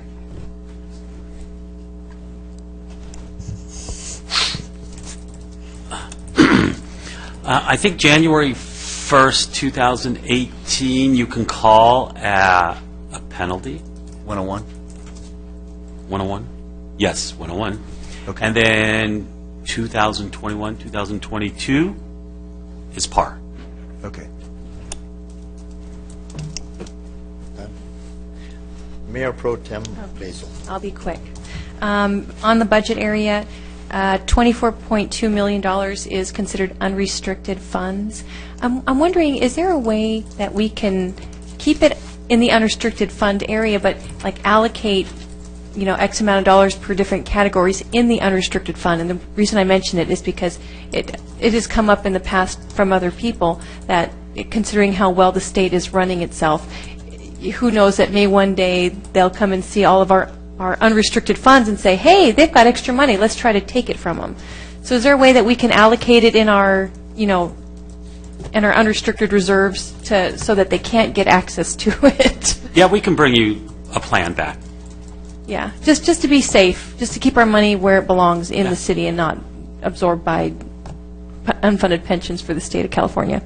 The other one, facility replacement fund, is currently at $2.4 million, and that's the starting fund for replacing things. I'm wondering if you have in your mind, or a basic plan, what percentage increase do you think that you're going to be allocating year after year into that fund for replacement? Nothing right now. I need to do a study. Okay. And have a study done on all the city's assets.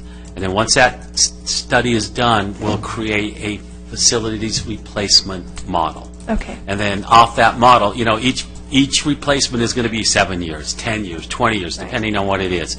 Once we get all the assets together, once we get the model together, that will tell us a dollar amount of what we would need each year and what would fully fund this facilities replacement fund.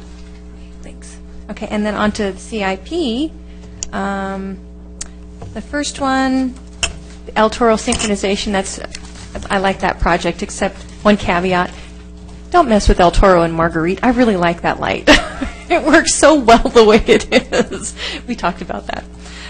Also, I think El Toro and Santa Margarita, I take that way 1 to 5 times a day. And it's, depending on peak times, there is a lot of traffic that comes from Santiago Canyon on, merging down and having that one lane where you have to push way over to the right to make a right-hand turn. It's the area that you guys are putting under study. I think it's a good plan to look at that. So just wanted you to know that I supported that decision. As far as Whispering Hills, under the list of parks that were on the list of things to be done, I know we did all of our park studies, and Whispering Hills was our final park study. However, it not being mentioned there, I know Kenton would like to know, where does this place? I know that there's still a lot of things left to be decided. I know we need to make sure that we have true consensus with that community. So in your perspective, how long do you think it's going to be for Whispering Hills to actually get done? I can give a little background on that. As part of the neighborhood improvement plan, what we told council that we would do is we would conduct workshops to ask people in the 10 parks the kind of renovations that they wanted to see in their 10 parks. We added one workshop to discuss Whispering Hills to see where people were at, since it would be about a year and a half later. That workshop was conducted on March 4th. Most of the people that showed up live right around the park there, or around the proposed park site. They live up on top in the Whispering Hills community. The prevailing sentiment was that they wanted some kind of a passive park. One of the ideas for passive park was a garden park. I think that this is something that might be considered at the City Council's, at your 5-year strategic plan, would be my recommendation. Right, and that is what we had planned, to bring that as part of our 5-year strategic plan conversation. We did not recommend it for the next 2 years. Okay, thank you. So just to make sure that Kenton is part of the plan. And that was all I had. Okay. This is a follow-up. Yes. I don't think that the city can restrict assets legally, and I think we'd have to actually put them into some kind of put a legal encumbrance on them for the state not to take them. So if we, and sorry, I meant to say designate. I don't think the city can designate funds just to make them hidden or untouchable from the state. Is that your opinion? I'll do a little more research and make sure what we can and what can't. And then I'll bring it back to you. And is it, yeah. Okay, so I'm seeing nothing further, or Councilman Robinson. Okay. My first question is for Public Works regarding the pavement condition index. I know we're 80 out of 100. If I recall correctly, and please correct me if I'm wrong, we were at 84 maybe a couple of years ago. So I'm wondering where becomes our maintain level. So, in 2 years from now, are we going to be at 76, or are we still going to be at 80, or how's that going to look? So, I'm proud of the number we have, because when you compare it to some other cities in South Orange County, we're actually doing pretty well, considering the overall age of our community, the older areas as well as the new. So, just curious about your thoughts. Thank you, Mayor. Council members, we actually just got our new pavement report this past week. I haven't had a chance to look at it. I believe we do have one of the best street ratings in the county, and certainly in South Orange County, and certainly in our county, which is one of the best in the entire state of California. So it's really a statewide problem and issue with the passage. It'll be interesting with the new passage of the gas tax. We're going to continue to be fine. We haven't had a chance to factor in those monies into new projections, but we're projecting well. I don't want to put Doug on the spot, but if he stands up, he's ready to be put on the spot. So he has read the report, and he will share it with us all. The current report's still in draft form, but right now, at current projected funding levels, within 5 years, our PCI rating will drop to 75, which is still in the good rating. Okay, and so that's really more of where my question is what, from a staff perspective, do you all consider to be acceptable? And then what do I see from a policy perspective to be acceptable, and then do those two match? So,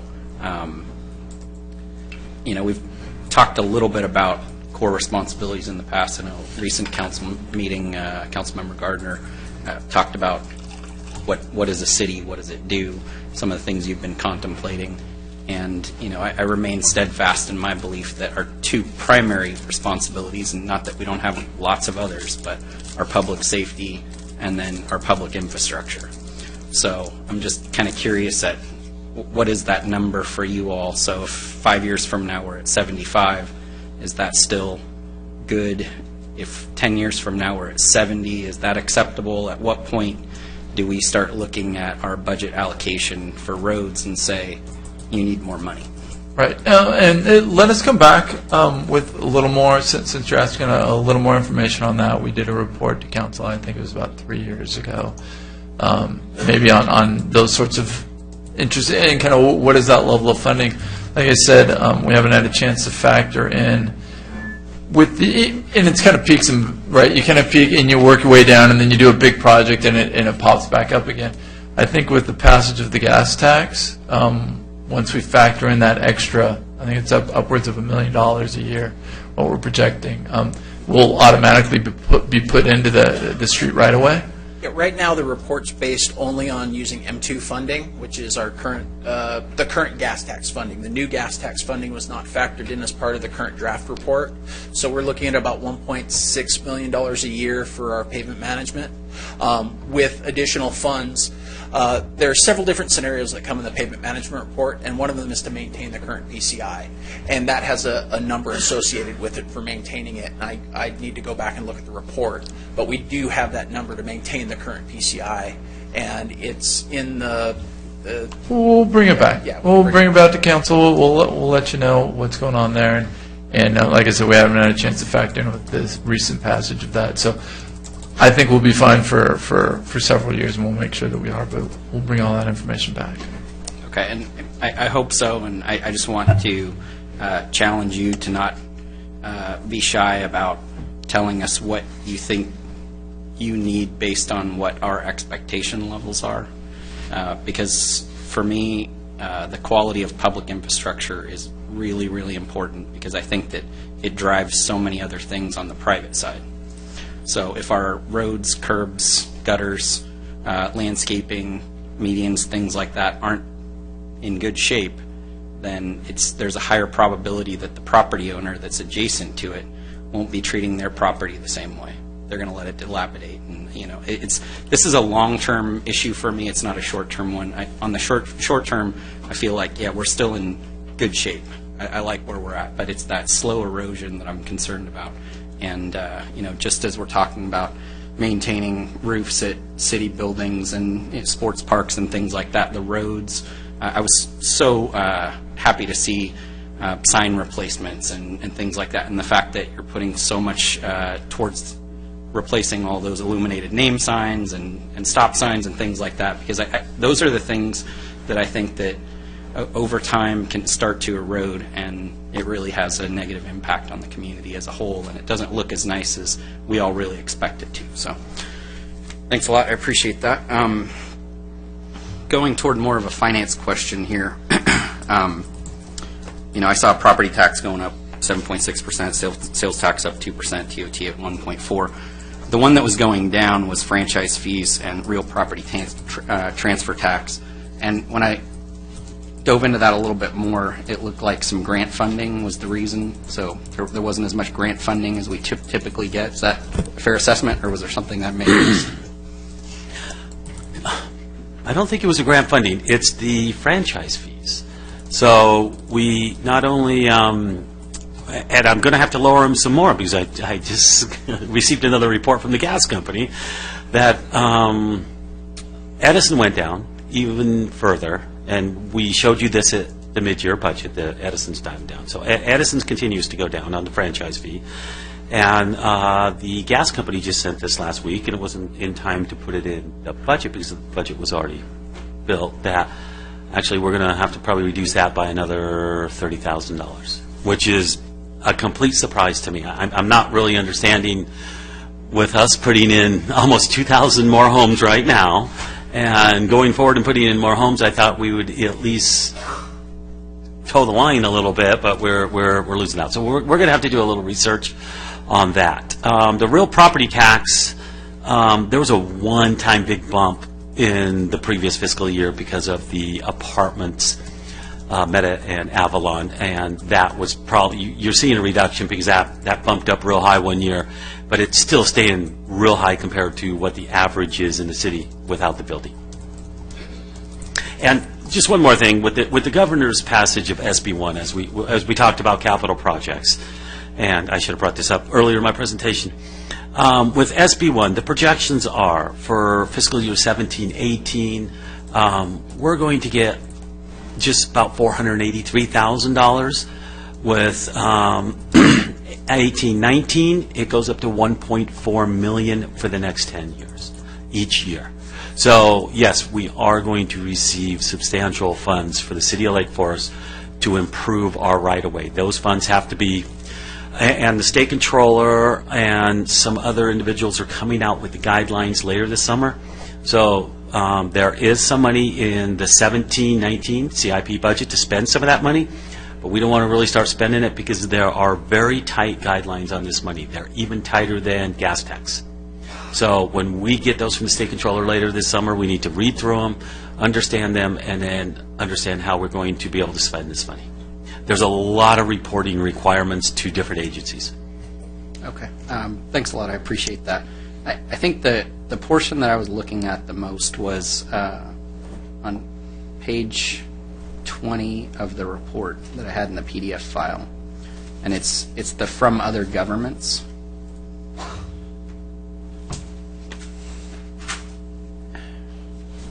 And I was looking at the 2016-17 budget versus the 17-18 proposed. So there's about $160,000 difference there. Yeah.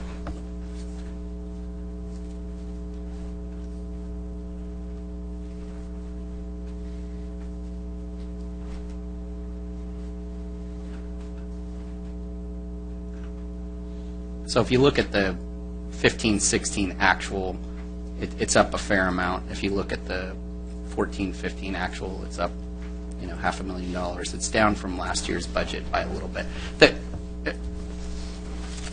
Right now, it's just the numbers. I mean, what I want to talk about really is, a couple of years ago, we had some discussion about our lobbying firm that we had, and we actually got rid of a lobbying firm. I was very supportive of that. At the time, the lobbying firms were also trying to pitch finding us grants. And I think that there's probably more out there than we typically can find. And I think that the staff does an admirable job, but just like someone out in the audience isn't a traffic engineer, even though they know a lot about traffic, we're not grant specialists, even though we're very familiar with grants for public works or community services or police services, whatever they might be. And so what I'm interested in is potentially looking at a model very similar to what HDL does from sales tax recovery concept, right? Where there's a nominal fee that we pay, but then they could get a percentage of grants that we're not already getting. I don't want to give them a percentage of what we're already getting, but if they can find me something new, then they could get a percentage of. And I just don't think that, I know you all are so busy. I mean, we talk about the Civic Center project, things like that, and I just can only imagine that the last thing you want to do is sit down and write a grant application for $100,000, right?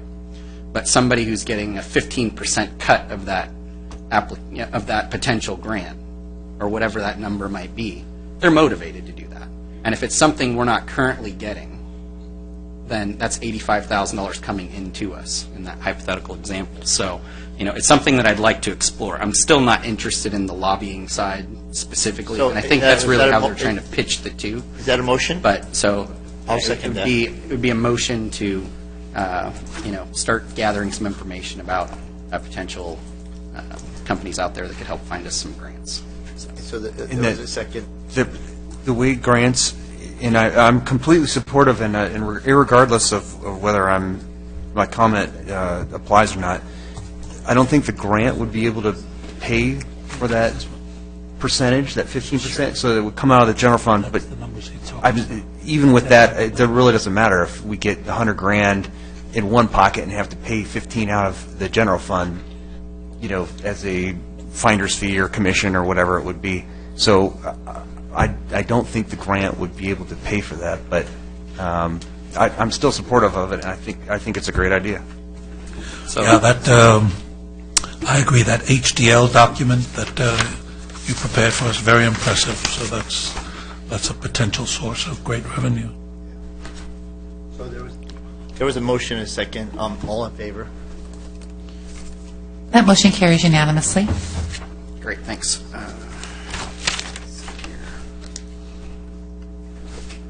Housing. Sorry, some of this stuff I went over with Keith this afternoon, so I don't still have the same questions. But thank you, Keith. Yes. While you're looking, can I ask a follow-up question on one of your previous items? The budget amount for road maintenance now, does it match the report? I can't remember if it was M2 funding. It was the amount, assuming that that report said that, assuming the same funding that M2 provides, I think it was M2, we'd go down to 75. Are we funding just that minimum, that M2 amount, or are we funding more? I don't know if I would be able to find that. We're looking for other grants as well when they come up. This year we have grants for both the Alton Parkway resurfacing and the Portola Parkway resurfacing, which are helping fund the roadway maintenance. But we wanted to set the model on what we know we had as far as funds. We didn't want to speculate on getting any grant funds, and we know we're getting the M2 funding. So that's why the report models out 7 years with just M2 funding as our current funding source for roadway maintenance. But in the past, we've probably received grants. We have, and I think in the report we had done previously, we were speculating about needing 25% on top of normal M2 funding. Yeah. In the 17-19 CIP budget, we're using not only the M2 funding, which is about $1.2 million a year, but we've increased it to what the report said, because we're spending about 1.6 in the first year and a little more in the second year. So we've supplemented that with some of the gas tax money. So, And you'll see that, that's the funding sources in the slurry sill and overlay, and the CIP book says that. and is that a regular occurrence for us? No, that is the first time we've done that because of the passage of SB1. Usually, they've just spent what has come in with M2 funding. Okay. In prior years, probably maybe 4 years ago, the council every once in a while would shift $1 million or so of general fund money over, and they would use that for slurry sill and overlay too, and supplement the money. But council, and that was probably maybe more than 4 years ago, 5 years ago. Maybe one of my, about 5 years ago. But we haven't done that since. But this year we're not supplementing, but we're using the M2 money plus some of the new SB1 money. Okay, thank you. Councilman Robinson. Okay. With the SIRE replacement, have we already selected a software at this point? No, it's actually probably a several-month process. It's a complicated piece of software, and we'll make sure that it meets all the city's needs. I have identified several vendors that sell desirable solutions, so we plan on moving, if approved by the council, pretty quickly into the new fiscal year with hopefully implementation before perhaps the end of calendar year 17, but certainly in the first quarter of calendar year 18. Okay. Follow-up question for the city clerk. With respect to the recall, what's a potential estimated cost range that you're looking at there?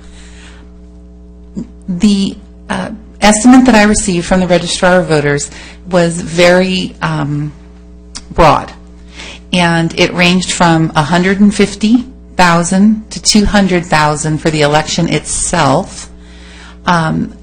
And that would be, in addition to that, it would be $3.40 per signature that's submitted on a petition or a withdrawal card. Okay. All right. Thank you very much. There was a comment that was made about developing the RFP for IT. If I understood that correctly, it said developing the RFP would take 6 months. Did I hear that correctly? No, the entire process would take 6 months. I thought I heard something a little strange there. So, okay. I know we talked about including the fence equipment for parks. We've kind of already discussed that. Just want to provide an encouragement there that I'd love to see us try to do this more, and I'd be hopeful that our new city manager might, in one of your various management meetings, have a topic of discussion about this very thing. So is there something out there that we could be buying that we're currently renting every year, or annually, seasonally, whatever it might be? And I think it'd be good to get a brainstorming session together with all of your top management staff. And with the finances, I was wondering if, Mr. Neves, you could elaborate a little bit more. We were talking about sales tax, the 2% increase. You said that it was good compared to other cities, and I've kind of heard some conflicting information, so I'd just like to hear from you, how exactly do we compare? I know it's not always an apples-to-apples comparison, but maybe if you just elaborate a little bit. I can go, what I go off of is HDL sends me quarterly reports, and they show me sales tax collected from all the cities in California. Now, as a whole, I can't see individuals because that's against the regulations. But I can see how Mission Viejo goes up. I can see how Irvine goes up. And each quarter, I've been noticing that we've been higher than our surrounding cities, probably for the last year and a half. Now, we're not going up. As you see, we're not going up a tremendous amount, but we're beating the other cities around us. So, we just got to try to figure out what's going on, whether it's the internet sales that are taken away from our shopping centers, or whether it's just flat economy and people are putting their money in other places. I can't tell you. Okay, well, I appreciate that, and my concern is exactly that we're doing comparable to our neighboring cities, and that if we're all experiencing a macroeconomic issue, that there's not a whole lot that we can do individually. But if some of our neighboring cities are doing better than we are, then there must be something that we need to work on. So I appreciate that. Clearly, when we look at Laguna Hills and their demolishment and building up of their mall, I'm sure that has to be a pretty significant sales tax driver for them. So I hope we're keeping good account of those types of oranges out there when we're looking at those numbers. I look at our neighboring cities and what's going on, so I'm always peeking at Laguna Hills' quarterly report going, and it's going to be another year and a half before they start getting tenants and and the mall's refurbished over there. But I keep an eye on all the surrounding cities and try to see where we're at and benchmark us against certain people. And I know you do, but I know that we all share the same concern that we have some centers that are doing well and have been renovated recently, and others that need some TLC. And so we want to make sure that we're staying on top of the opportunities that we have for sales tax and that our residents have for the amenities that those properties provide. So, but I appreciate that. Let's see. Back to talking about Rockfield. Not that we didn't talk about it enough already. But with the synchronization project that we have going on El Toro Road as well as Rockfield, I can imagine that once the lights are a little bit better synced, that traffic speeds might increase a little bit. And I know that we've had some public comments about Rockfield specifically. I'd love to see one of those speed detectors out there. I don't know if that's currently in the works or not, but I'd love to see that in the near future so that we can track both before and after whatever type of synchronization goes in, as well as those flashing lights and things like that. But I'd like to see a before and after, and it is one of those streets that in some cases is a pass-through, and then in others is used by residents of Lake Forest, and so would love to see that out there. One more thing from the public works side. The one thing that I'd like to see with catch basins is that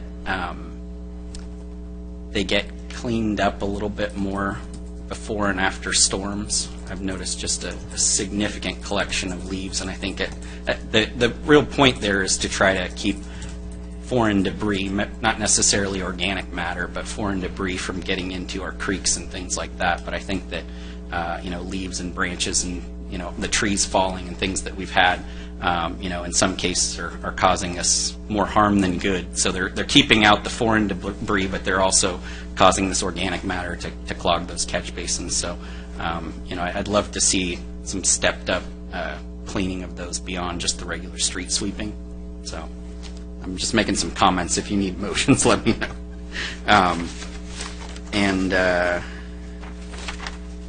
Let's see. I think that's all I have. I know we're going to be talking about some of the budget discussion items, and there are a couple things that I'd like to add, but I'll let us get into that first. So. Okay. If that is all of you, then I'd like to just list out what I have written down for things we're going to bring back related to the budget before we get to additional items based on what was presented. So we're going to bring back some information on research for the undesignated fund balance, more information on a facilities replacement fund. Then we're going to bring back some information on our pavement rating and what our long-term plan for that is, and I would suggest we bring that back at the 5-year plan discussion. Then we're going to bring back information on a lobbying firm and what a potential scope could look like. I don't think he meant the lobbying, but a grant writing. I'm sorry, grant writing firm. Yeah. And then a speed detector on El Toro. I think your comment about the catch basins is just a comment for us at this point.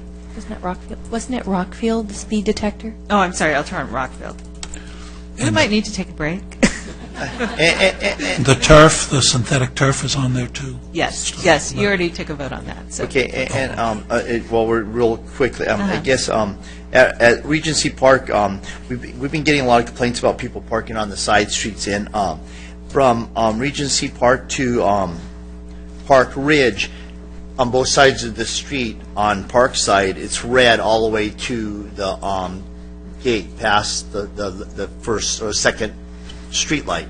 Is there a way that maybe you guys could, as traffic, could look at maybe getting us 3 or 4 or 5 more parking spots out of there, just moving? I know it's for light of sight, but it's awful far off the thing, so is there any way to complete stop at the thing? So just, can you investigate that? Because the people in the neighborhoods are just getting inundated with cars on their streets, and so something that I really would like to have you guys look at is seeing if we can get anything in there, and along with the curb cut for the handicap and the stroller, and if possible, maybe because it is a park site, maybe a handicap parking spot. Not sure, those are all good ideas, I'm not sure they're budget necessarily. Well, for the removing of paint. for the paint, yeah. We could bring that back as part of the information we bring back in June. And then, so if we have everything on there right now, then we can go through our add-ons? Or we Okay, can we get a motion and a second on that, and just, I'll make the motion. It's Second. okay. cast your votes, all in favor? Aye. That motion passes unanimously. All right, and then I'd suggest a 5-minute break, if Okay. you wouldn't mind. Thank you. Thank you. Okay.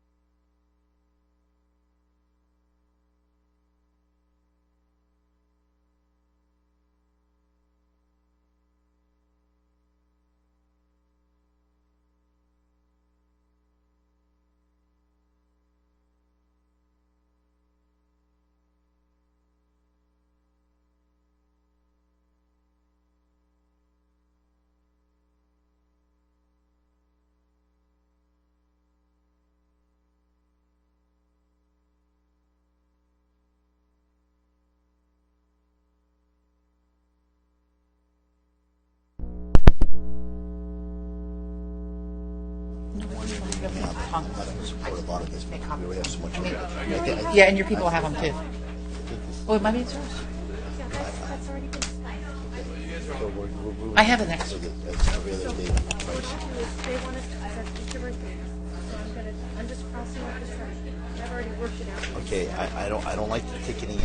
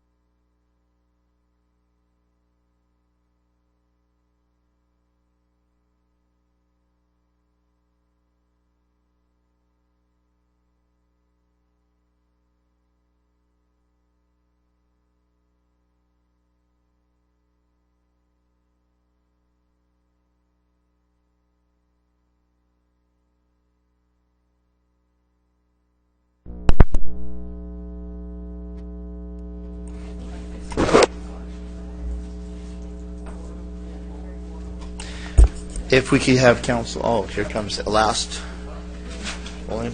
I'd like to reconvene this budget workshop and open it for staff presentation.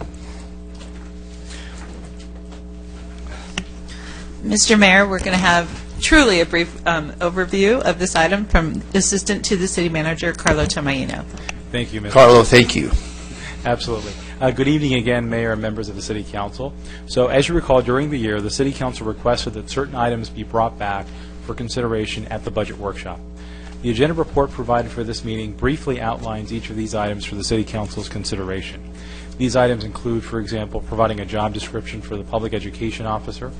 If approved, this contract position would be provided through Orange County Animal Care to enforce off-leash laws and possibly the wildlife ordinance once Village Pond Park is reopened. Related to animal care, the City Council also requested a discussion regarding the potential modification of certain OCAC fees. And as noted earlier this evening, the City Council elected to establish a Planning and Traffic Commission. The report provides preliminary cost estimates associated with staffing the commission and preparing special studies as directed by the City Council. The report also discusses the potential of adding a parking enforcement officer through the Sheriff's Department contract, as well as costs with the proposed split shift schedule. Based on preliminary estimates, staff believes that these items, taken together, total approximately $262,000 in recurring cost and $69,000 in one-time cost. At this workshop, the City Council may elect to request further information, advance, defer, or take no action relative to these items. Additionally, certain members of the City Council submitted suggested budget items that are not reflected in the agenda report. Staff is seeking direction from the City Council on all of these items.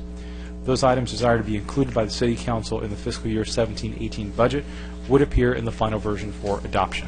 So this concludes my presentation briefly this evening. I am certainly available to answer any questions. Thank you. Is that all you have? My jaw's dropped. But I'd like to move. I'd like to move that. I think that we've had enough discussion, and with the growth of our city and the addition of new officers in the next coming year, I'd like to move a public safety traffic officer. I'd like that to be brought back to us. I'll second. So that was easy. All in favor? Which officer is this? So for clarification, the parking enforcement officer that's Parking identified. enforcement, yeah. Yes, as $185,000 in the chart. Yeah, maybe there's other ones that we could add to that, like maybe the sponsorships, the El Toro Road Light, economic. I thought we were going to do one by one. Okay.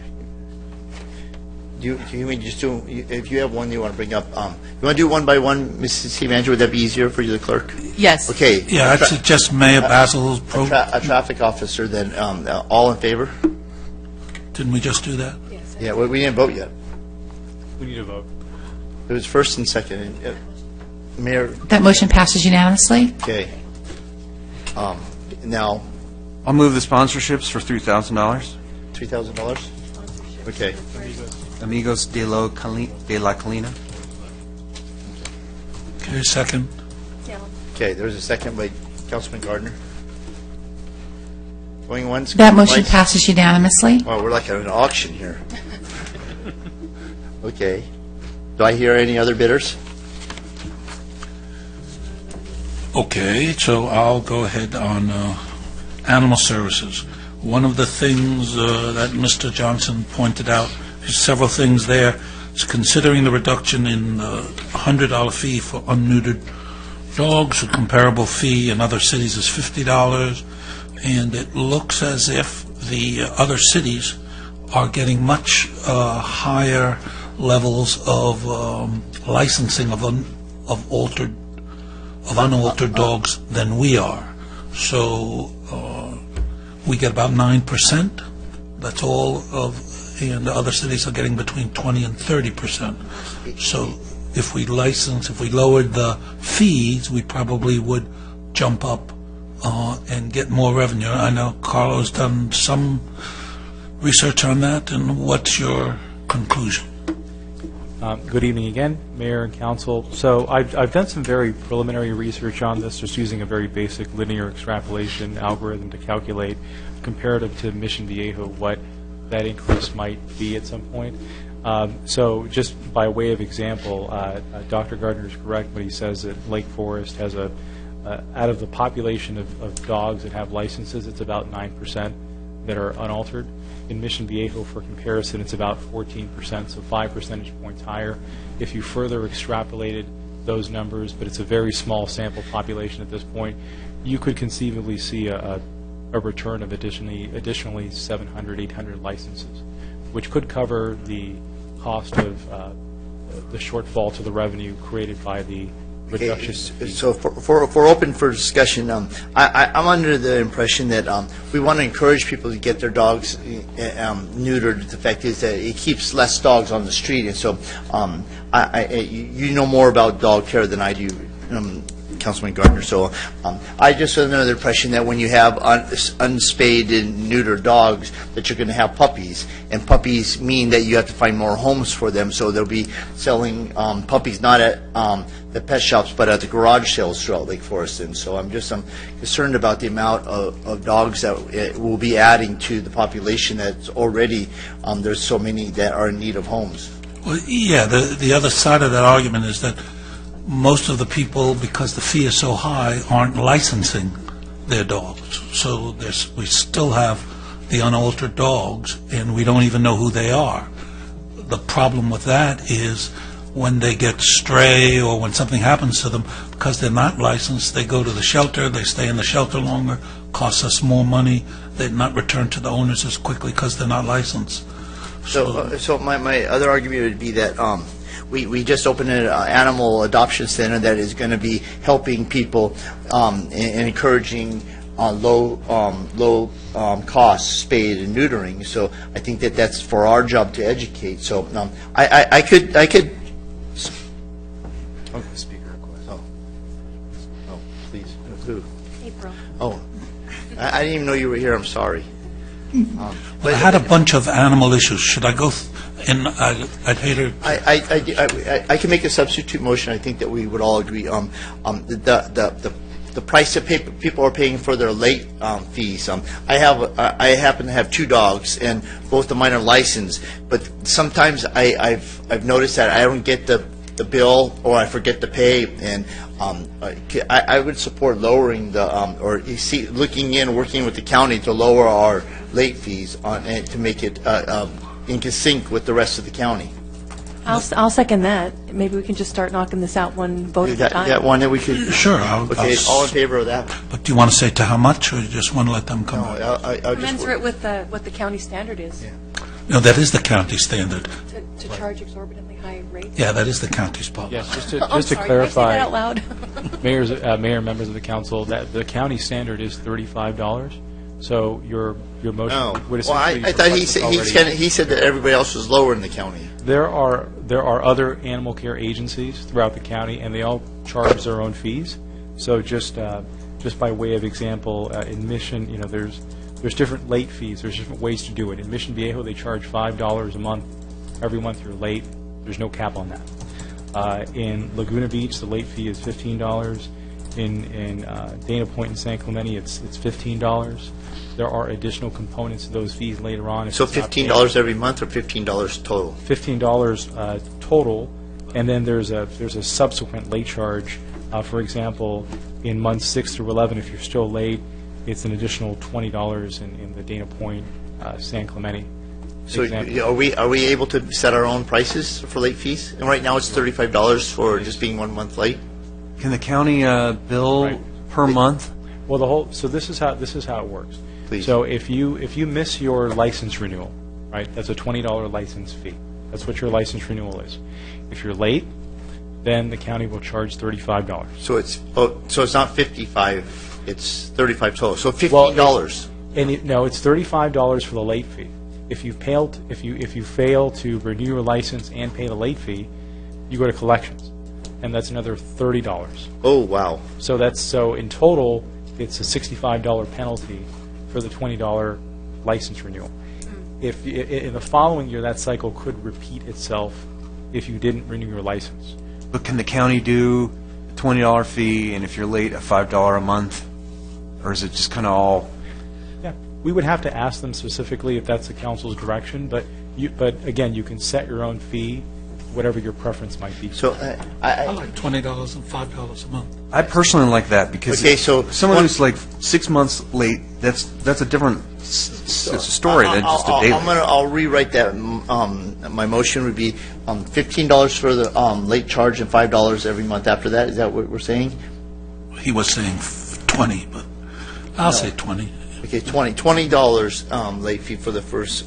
So you're doubling it. Is that right? Here's a substitute motion. I would love to see the concept of a monthly fee that continues to grow if you miss, and let staff come back with the recommendation. We give them the concept, they can work it up.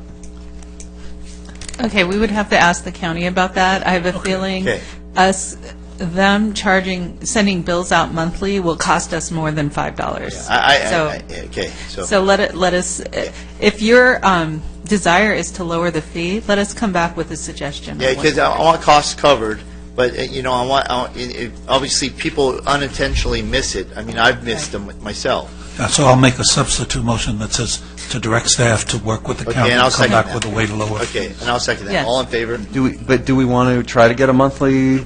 Yeah, but she knows. We can ask about it, but if it turns into it's more expensive for us, then I wouldn't recommend that. Thank you. Okay. Okay, that one's done. Okay, there's also been the suggestion. That motion passes unanimously. Oh, I'm sorry. There's been the suggestion for those of us senior citizens who need the break, we should lower the age range from 65 to 55 or 60. I agree. Most other cities are 55, 60, 62. So 65. Regal Theater lets us in at 55. I think you're a senior. So 60, I'll take 60. Okay, okay. I'll second. Can I just send him a picture? No, Even have though to- I'm only 41 and most people think that I'm 55, if I send him a picture, can I still get it? When you apply for a senior dog license, I get my dog cheaper because I'm a senior citizen. They make you send in your picture of your driver's license. See, when I go to the groceries, or when I go to a restaurant, they don't ask, they just So, give it to me. So. There was a first and a second. If I could have clarification, are you recommending that seniors be 55? 60. As it 60, and who is the second? Him or me or me or Me him or makes no him. difference. Cast your votes, please.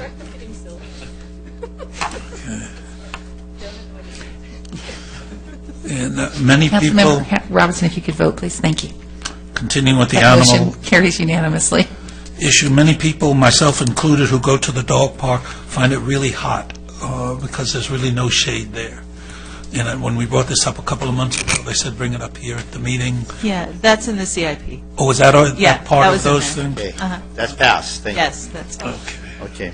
Okay, then that leaves us with two issues left. The We're winding down. Okay, the $100 fee, whether or not we want to keep that, in that 700 extra licenses we get at $50 apiece, it's $3,500. We're not allowing we're passing all these things and not allowing the speaker to, No, we have a public speaker, please. I'm so sorry. I'm sorry, Ms. April. Good evening, Honorable Mayor and council members. I'm on the $100 fee because it relates to the spay and neuter issue. I like it being the disincentive because I think we could take the funds that we might lose by trying to reduce it or the administrative costs that are involved. You could be taking that and doing the education and doing the low-cost spay-neuter programs and promoting the issue through education and actual programs that would allow the public or assist the public in spaying and neutering, and then the cost wouldn't be so high for them. So you support lowering it to 50? So I do not support lowering it because I believe that it is there intentionally, as opposed to the late fee. One day late, whoops, Yeah. Okay, this is a sustaining issue. We want them to spay or neuter. Yeah. Once it's done, it's done. As opposed to giving them a reduction in costs that may cost the city. We don't know if the revenue offset will take care of it. Plus, it does not address the problem that we want to address, which is we want them to be, taking care of animals so that we don't have them end up in shelters. I agree, so. Yeah, but it's equally true, what she says is true, which is kind of what you were saying, but it's equally true that we've got then hundreds of dogs, or I don't know, if it's 1,000 dogs, out there who aren't being registered because the fee is too high. And when those dogs come into the shelter, they stay longer, and our costs go up for picking them up and sheltering them in the first place. But that's really an unknown number, so you're saying 1,000 where we really don't know. That's why I'm asking Carlo, do you have that number for We us? don't really have it. Are you asking about the number of unaltered dogs in the community? No, I'm asking based on the research that you've done, is that $3,500 extra dollars we get from the extra licensing, is that going to be lost by the reduction? It's unknown, so, there's a possibility of both occurring to some extent. The sample that I used was Mission Viejo, and it's a very small sample size, but there are agencies that, for the reasons articulated by the speaker, wish to keep those fees higher. There are agencies that, for affordability reasons or to encourage the licensing of unaltered dogs, make the fee lower. So there are good arguments on both sides, but ultimately it's a policy decision, and that's 700, multiplied by, $100, that would be, or $50 would be your reduction in revenue, and it's a consideration for the budget because it does have a potential fiscal impact for the city. But there isn't enough data right now to understand definitively if you could recapture 100% of the revenue. If there isn't enough data, then I'll wait until we have the data. We can always do this anytime. No reason to do it now. We so could, if there's no. But then we're looking at the other variable. We don't know how we many don't know puppies what that would be born that we could get on the street, and could be at her adoption center as new puppies from the street. And I have a question also. If we're lowering the age for the senior citizens to register their animals, does that include costs for unaltered dogs? Are their fees going to go down as well for unaltered dogs?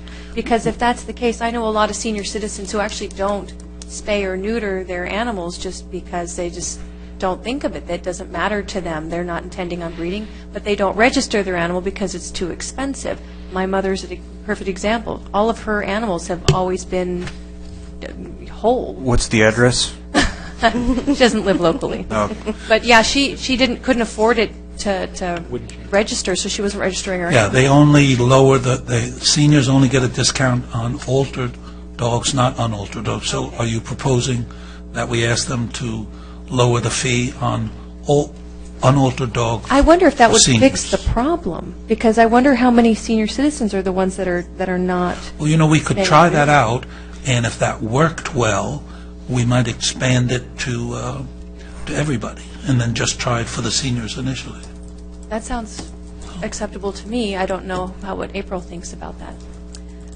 Well, I'm not sure that, I would rather still address the issue with the seniors who are, who do qualify if they're on limited income for, say, low-cost spay or neuter, or just being seniors. They would, and I would look to take our revenue and do those programs. I also want to say one other thing, Please.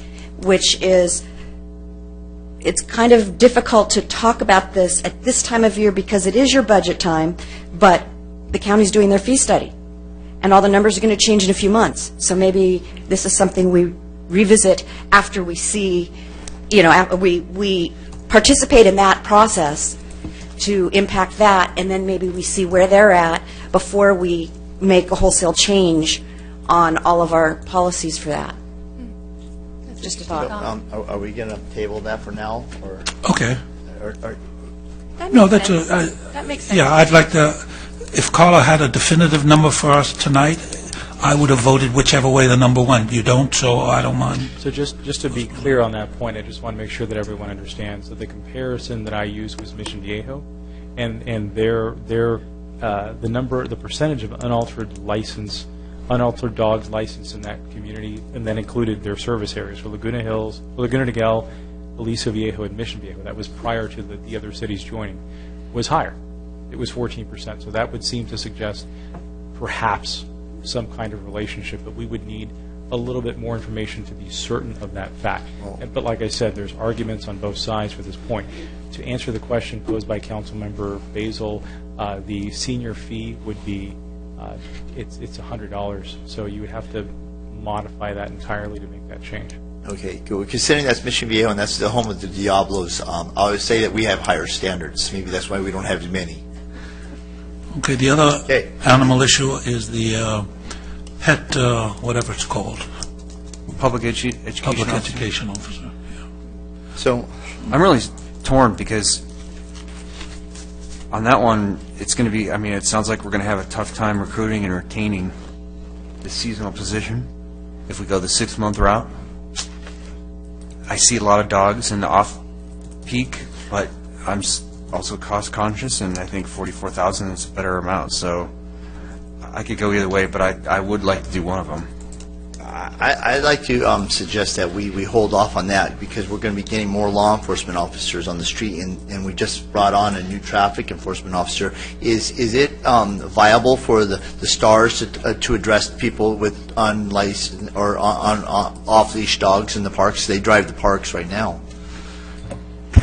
Mayor and council members, STARS do not have the legal authority to detain somebody to write a citation. Not to detain, but the fact is, we could just have them discuss it off, because they're patrolling our parks. It's one of their duties. They can hand out educational things, like they did at Village Pond Park, but as far as enforcement, That's your answer. Bear in mind that the pet education officer had primarily two goals, and that was licensing, to increase our licensing revenues. And the second goal would be to get them, enforce the off-lease thing. So there are two sources of revenue there. I think we should try it for 6 months and see if it pays for itself. My think is that you're hiring a seasonal worker that would be coming in at 6 months intervals, which would be probably new every year because they'd go out and find a permanent job. And my old saying, when the cat's away, the mice will play. So who's going to hold him accountable where he's at and when? Because he's just driving around the city looking for parks, looking for off-leash dogs. And so I think there's not a lot of accountability on that. Because in 6 months, if he, or after 3 months or 4 months, however much, if it turns out that the revenue that's being generated by increased licensing and increased fines, as well as the costs we're saving on dead animal pickups, et cetera, if that's making a profit, then we would come back and say that's a full-time, year-long position because it more than pays for itself. Is that a motion? Well, my motion is to start it as a half-year position, but with the prospect of being renewed, and the person who gets that job is told, it's a full-time, it's a full-year job if you can produce the revenue.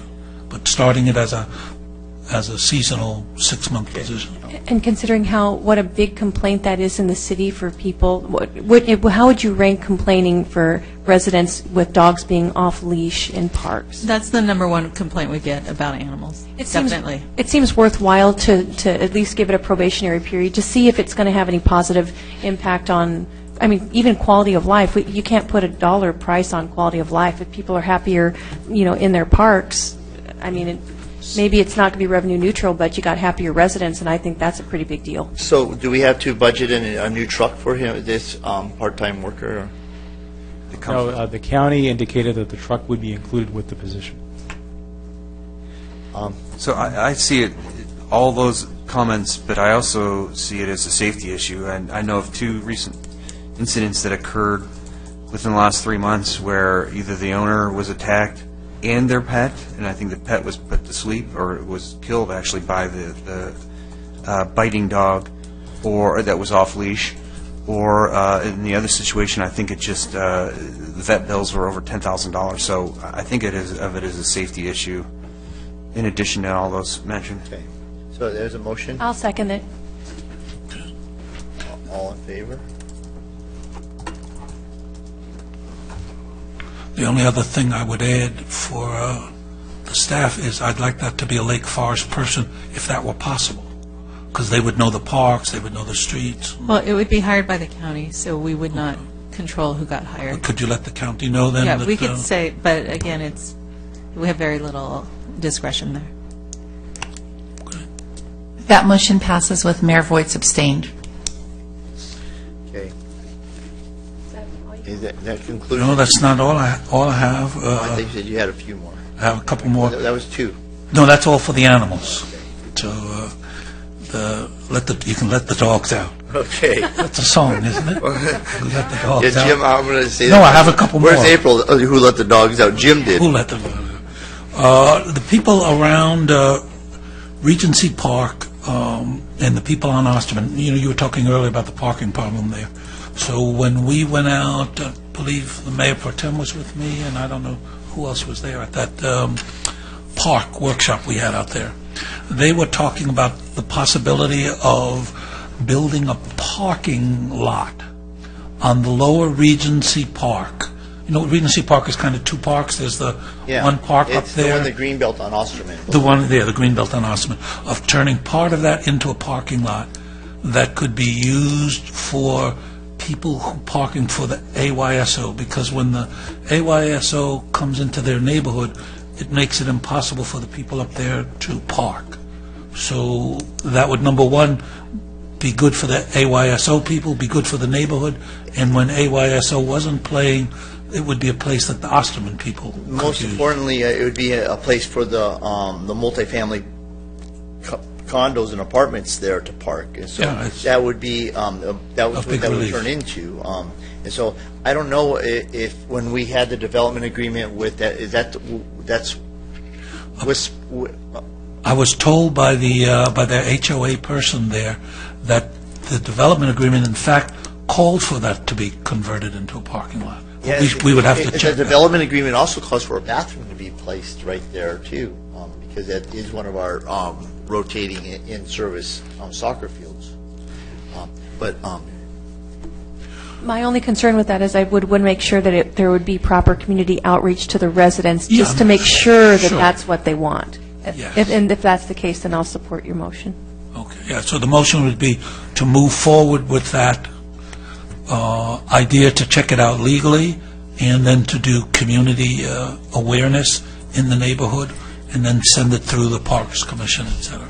What I would suggest is let us do a little preliminary work and give you some information. You would probably need to substitute something, because that would be a CIP project. And so you need to look at the CIP and see if there's something of lower priority so than that is. I'll support. Or put it in your 5-year strategic planning process. Could staff, I'll make a substitute motion, could staff look at the ability for us to possibly do that? Because I know when the homes were built, Whistler Ridge, where were the ones? Whistler Ridge. Those homes, when those were built, I think that was taken off the line for a parking lot down there. So just if staff could come back to us and give us some history on that. Sure, we can prepare some information on that. All right. Got anything else? I got one thing. So while we're on Parkside and that, could you reiterate that I think that giving us some extra parking along the red there along Parkside, where we could still keep our line of sight, but maybe giving us a few more parking spots there might alleviate some of the parking problems we have in the side streets. Thank you. Okay. Mayor Pro Tem. I've got just one thing. Community grants for city council members. I'm proposing that we allocate a discretionary amount of money for each council person to be able to give to a charitable foundation that's located in the city of Lake Forest. It could be anything from Kiwanis, Boys and Girls Club, if there's a local Boy Scout troop or Girl Scout troop they want to donate to. It would be up to the city council to decide how much money that would be, but that would be my proposal. Any idea I'm thinking maybe between $5,000 and $10,000 per annum per council member for them to use at their discretion. Discussion? So I have a question for the city attorney. So a council member in Los Angeles, a very good friend of mine, I know that they have specific council contributions. So they have contribution limits, but then they have these separate funds where they can raise money from private sources for exactly this kind of thing, which is separate from the contribution limits that they have. Does this warrant a gift of public funds in some way? Councilmember Robinson, that's something that we would look into. I suggest that staff look into this and the legal implications of providing those type of funds, and we would look, as part of that, we would look into a gift of public funds issue. Okay, thanks. Without that information, I can't really move forward on the item, but if we wanted to move to gather more information, I'd be okay with that. That works for me. Okay. Yeah, I'll second that. Do we need to vote on that or just consensus? I'll reiterate a list of what I think I'm hearing consensus on when we're finished. Okay, if that's it, I'll go clean up here. Okay. I have 3 quick items. I think we had, as a council, discussed more funding for resident and business communication. So I think I talked with staff, and I don't know if 50,000 was your amount or my amount, but it just seemed like, one of the items was the don't make it easy, and so and then also other communication campaigns that they might have. I thought we could put it in $50,000. It's not an additional staff time. It's just. Okay, I'll second that. Can I ask why 50,000? That seems like a lot. I think we just said that.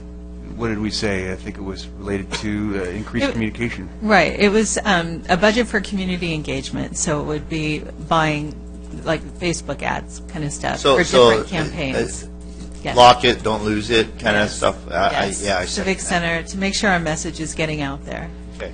Yeah, I mean, in theory, I'm okay with doing that. For about 5 or 6 years, I had an internet marketing company, and I know that there are good ads and bad ads. Unless you're tracking that, you're just throwing your money out the window. So if we're doing that, then I expect us to track that. Okay. First and second, I'll cast your votes. That motion passes unanimously. Two quick more items. I'm requesting, and I think staff put $5,000 toward the expanding the kindness cards that they're doing for the sports park, to expand that to our students in town. And there's Okay, a I don't understand sample this one. of kindness card. So it would be, I guess, the printing of the kindness cards and trying to get schools to adopt kindness.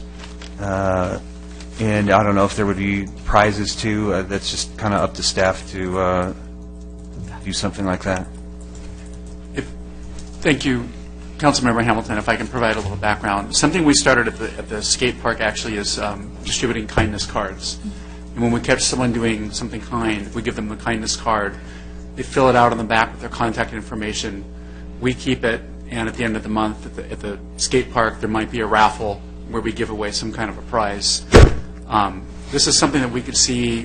What you wanted to do, what I'm hearing is that you want to get this into the schools, then we could probably look at doing something through the Kids Factory program. And that's I think how I would approach. That's how I'm interpreting what you're saying. Well, I wouldn't necessarily want to just only include it in the Kids Factory, but if different schools wanted to, distribute the card for kindness, and I think teachers would probably be an avenue for that. I just think I think it's great what you're doing with the sports park, and I just want to expand it. Just clarification, it's done at the skate park or the sports park? I mean, skate park. Currently done at the skate park. But the sports park would be another avenue. The sports park could do it also. Right? It's an easy thing to replicate. Okay. So I'll say at Saddleback Valley and other places as staff determines. I'd rather confine it to the sports park than the schools. It's like, what's our authority in the schools, but the sports park's ours. That's why the kids programs that we have control over, that makes sense for us to participate and provide those cards to those groups of people. Through the Kids Factory Right. program, correct. Right. If that's council's direction. And the sports park. And the sports park. Yeah, The sports park is very anything easy. we have control over.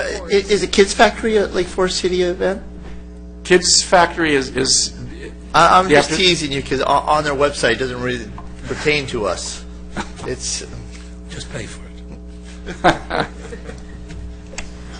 Yeah, I would be supportive of it, going to Kids Factory. I think that's a good entree into the school district, and, I know we don't have any authority there, but maybe they might be interested if, it's introduced in that way. all right. All in favor? That motion passes unanimously. And last but not least is a not to exceed one-page transparency report on a quarterly or other semi-annual, I think quarterly would be fine, that reports on the public benefits from developer fees. I think it would show how much money, just one number, has come in from developers, and maybe some larger accomplishments of those funds. Are you proposing on the website or a staff report? A staff report, not to exceed one page. I support that. It'd be nice to know what's going on. Okay, there's been first and a second. All in favor?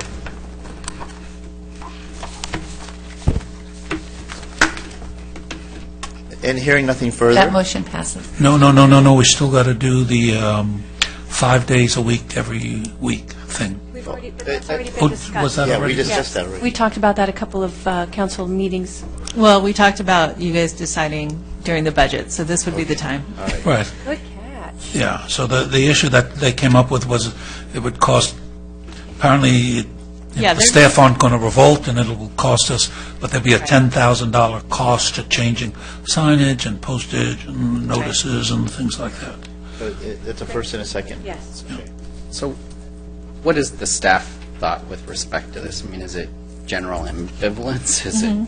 So is there I think some people would interest? I mean- prefer to stay the way we are, but in thinking it through, when we do move to the Civic Center, the Senior Center will be open every Friday. The Community Center will be open every Friday. So it would be odd that City Hall would not be open every Friday. So I think we would get there anyway. Yeah. You know, people, their biggest concern is keeping the 980, and that's what we're doing here. The split schedule is done in many communities, and it actually, there are some disadvantages, but the advantage is that Fridays turn into work days for the people who are working those Fridays, because you're not doing meetings like you are Monday through Thursday, because you don't have a full staff. So there's some productivity upside to it. So the people that had the work this Friday would be off next Friday, and the people that were off Yeah. next Friday would work the next Friday. So just Right. have a small part. You'd have, yeah, you'd have half your crew there one Friday Okay. and then half. It the had been Friday. first and second. I see the positives and negatives. I mean, the opportunity for teamwork kind of diminishes on Fridays, but Yes. provides more opportunity for individual work. Mhm. You know, and I'm just going to reiterate the comment that I made when this was first brought up, and that's that, you know, we're moving into more and more of a digital age, and we really need to be focused on a 24/7 type of operation, which means not necessarily always having that physical interaction, but being able to accomplish the needs that you have. From a permitting perspective, I would expect that we get there very, very quickly. I don't know how far we are at this point with online permits, but I would really expect that. With passports, where you need to come in and interact and have a picture taken and things like that, you know, I see some value there. But, you know, as we move to the Civic Center, that would be my encouragement to all of us, that we just really focus on technology so that we can serve people all the time. Yeah, and I agree with that 100%. I don't think it's incompatible. But yes, that is the future. It is more economical. It's the way we need to go. But I just like the idea that we're there 5 days a week, every week. Okay. So How many times have residents complained? I've never heard ever a complaint about it, City Hall being closed. We receive, an exact number I don't have for you, but I can tell you that we receive calls every Monday from people who came down for a passport who weren't able to be helped. And I'm sure there's probably a similar experience in the Development Services Department, where the average citizen, not necessarily our construction builders, but the citizen that needs a water heater permit, or somebody that wants to build a block wall, things like that, that just aren't aware of our schedule. So I can see some real benefit to the residents being here 5 days every week for the services, especially when we're going to continue to maintain our office hours. So that been first and second. I call for the vote. Thank you. that motion passes unanimously. And hearing nothing further,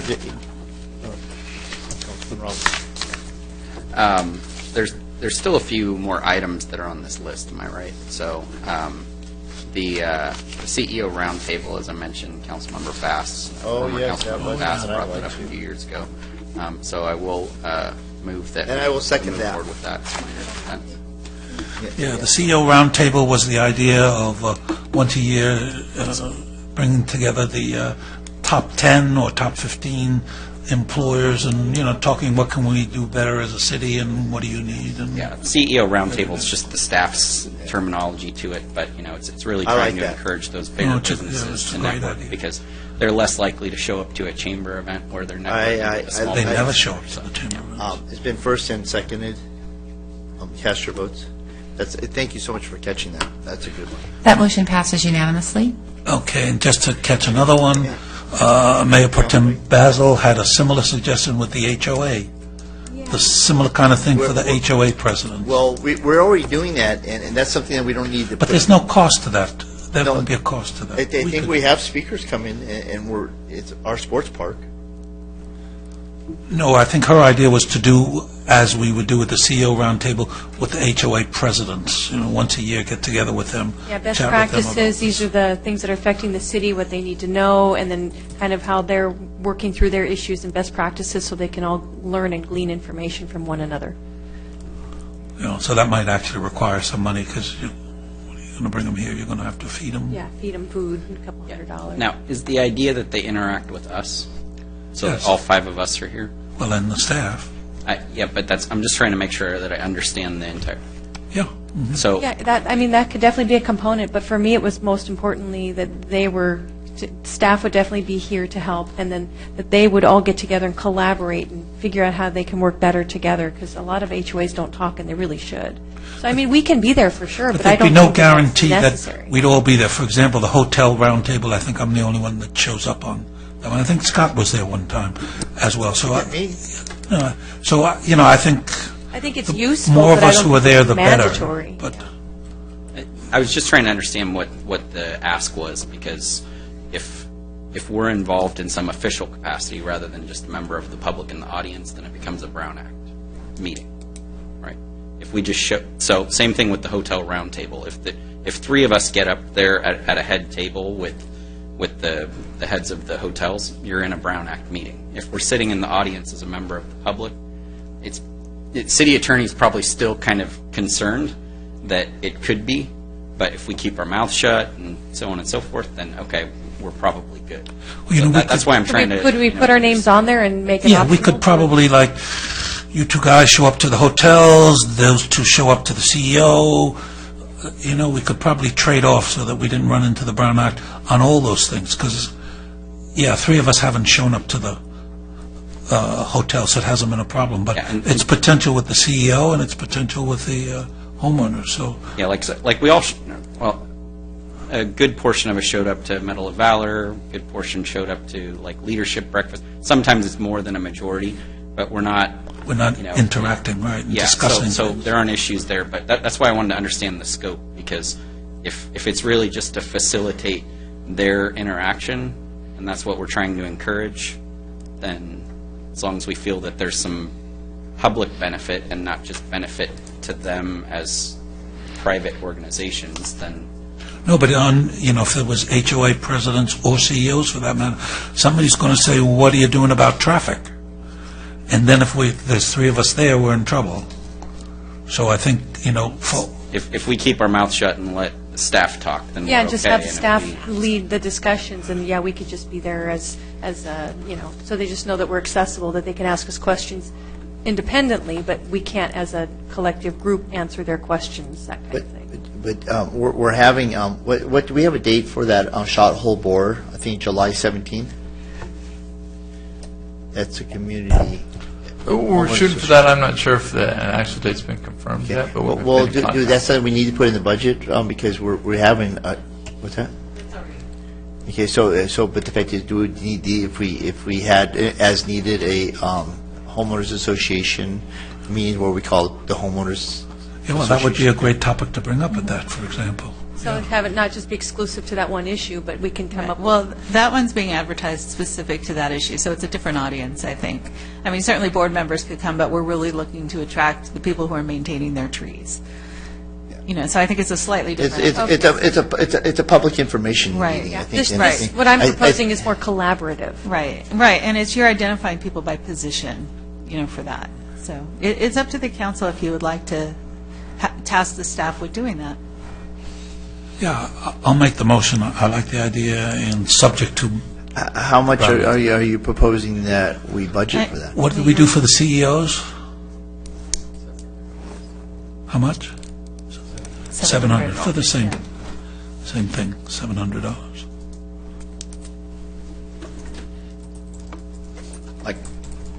I'm good with trying it out. I'm still trying to figure out the public benefit versus the benefit for all of them. I mean, they can all decide to do it on their own, so... But they won't.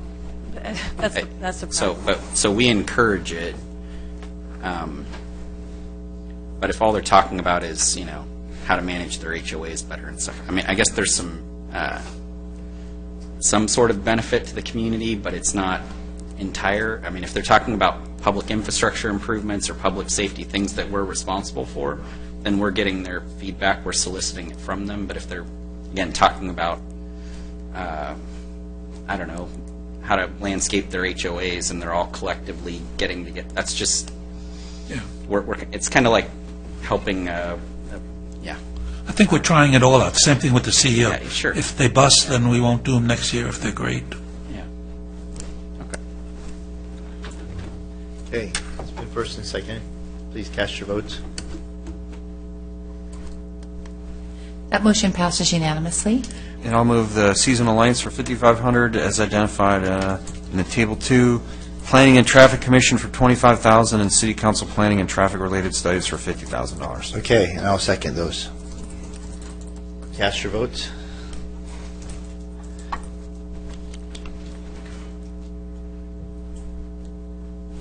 Councilman Robinson. That motion passes unanimously. Okay, seeing nothing further? I'm Oh, wait, okay, Councilman Robinson, I'm sorry. So I want to move to get my voting clicker. No, I'm just kidding. I second Is it that. sticky? Is it sticky? It is. I voted yes on that. No, just kidding. I've been holding on to one of these issues for a long time, and I think that this is a good opportunity, but I recognize that it could have some CIP implication, hopefully not significant, but I know that we've had the 10 community workshops regarding the park improvements, or the park improvements for the 10 parks that are on the list there. And over the years, I've had a lot of young moms who sometimes age out, so they no longer talk to me about it, but I constantly hear from young moms from time to time that they'd love to see some sort of water feature at a park here in Lake Forest. Specifically, they talk about a splash pad. So they're taking their kids to the Spectrum. I think they actually may have ripped it out, I'm not sure, but there used to be something at the retail space in the old auto center area. I don't know if it's still there or not, but there hasn't been anything really at a park. We've had things that we call a water feature where I think there's like some water that mixes with sand or something like that, but it's not really anything significant. It does get hot here in the summer.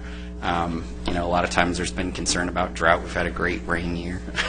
I don't think we're talking about a significant amount of water. So my hope would be to try to incorporate a splash pad into one of the park renovations that we're doing. But to be honest with you, I'm not sold on getting this done immediately. It's more of when you all feel like you can fit it in.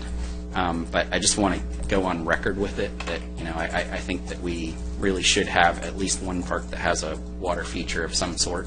And so I'll move that. And I'll second that. Move that we just give staff the discretion and try to move Before July.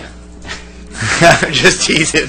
try to move as we can, but I don't want to be. I don't want to micromanage this and tell you a specific park or a specific time frame. But it's. I think the time has come. Yeah, I second that, and that was just a teasing before July, Madam Clerk. Okay. Yeah, the only thing I want to add, I sat at all those park workshops, and everybody from all 10 parks were very insistent that they wanted their parks to be neighborhood parks and not attract people from outside their neighborhood, because then they had parking. So I love the idea, but the placement of it would have to be peculiar, because something like that might attract people from everywhere, and so my impression is most people don't want to have that kind of an attraction in their neighborhood park, lest it brings lots of other people. Sounds like a sports park kind of thing. 'Cause Or I think Village that's- Pond Park. Just kidding. I don't think that's going to work. But yeah, sports park would make a lot of sense because it gets a lot of traffic from everywhere and it doesn't impact. It doesn't impact the neighborhoods. Or some other multi-use park like Village. So like I said, I don't want to micromanage Okay, it. and I second that. So all in favor?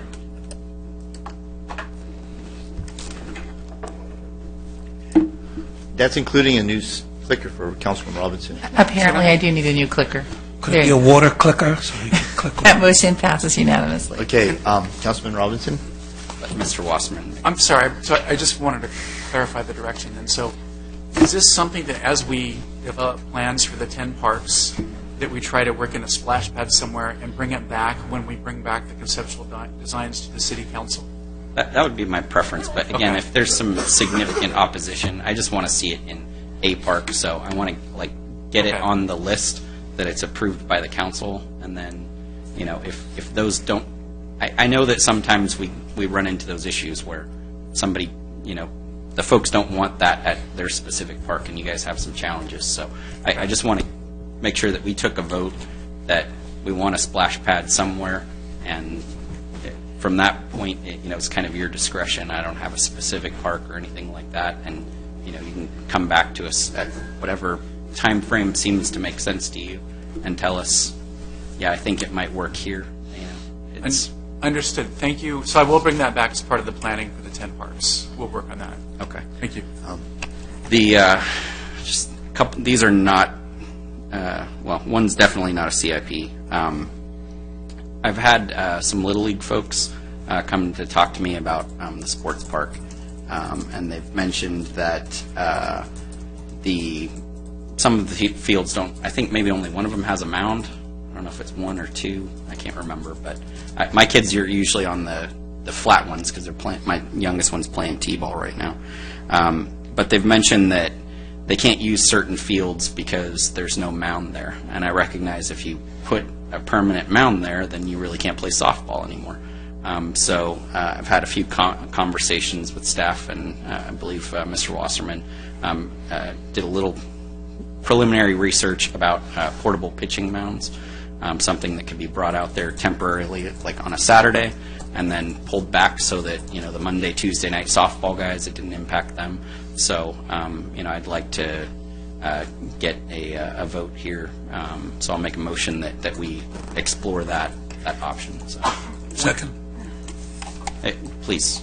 I can certainly explore it further. So what I did find is that we do have some portable mounds that we bring out. There's also a league that stores some at the park, and they bring them out. I would have to do more research to figure out exactly which fields we're talking about. Okay. But I can do that, and I can sort it out and determine if we need additional portable mounds. Great. I think I would appreciate that, and I think the biggest challenge here is logistics. It's not necessarily the cost of the mound, it's how you get it out there and pull it back, and that becomes a sports park staffing issue, and who's responsible for it versus is it the league responsible for it, and so it's if we just further explore that, that's all I'm asking. Thank you. Please cast your vote. There was a first and a second. Please cast your votes. That motion passes unanimously. Councilman Robinson. Promise this is the last thing from me, and I really apologize. We've talked about monument signs for a while, and I know that there's a lot of challenges. I think that with the Gateway Center, just looking fabulous, and then hotel development that is going to now occur, I think a monument somewhere at the entrance into the city from the 5 freeway on Lake Forest Drive would be it would be a great way of recognizing that you're coming into Lake Forest. And we've struggled with that with El Toro Road. I don't have the same request right now with respect to El Toro Road because I think that the interchange off the 5 is going to be really important. And we build something, it might get ripped up. Who knows what's going to happen in that entire area? But I would love to see something at Lake Forest in between Rockfield and the 5. And so that's my request. I have no idea what costs would be, and I can imagine you can go really expensive or somewhat inexpensive. So my motion's just that we explore that and bring it back to us. Okay, there was a second, and all in favor? And Councilwoman Robinson, you clicker. Noted. That motion passes unanimously. That's all I have, and I apologize. A second time, is that all you have? Mr. Mayor, if I could have Please. a vote on bringing back Regency and Osterman parking lot and legal analysis on community grants. Okay, that's the Regency parking lot on Osterman. Okay. Yeah, those were the only two you didn't actually vote Okay, on, so if you wouldn't mind. So we're going to combine them both? Okay. Yeah, both to have staff bring you back Please. information. Cast your votes, please. That motion passes unanimously. Should. Well, I'm hitting the button. I know, and it's lit up on my end, but now it's not lit up there. That must mean the meeting should be over, right? Councilmember Hampton, it's an affirmative, right? Thank you. Affirmative, yes. It's what it's showing on my display. Is that unanimous? It's unanimous. Okay. Seeing nothing further, going once, going twice, I adjourn this budget workshop. Thank you so much, council. Thank you, staff. And thank you for you in the audience.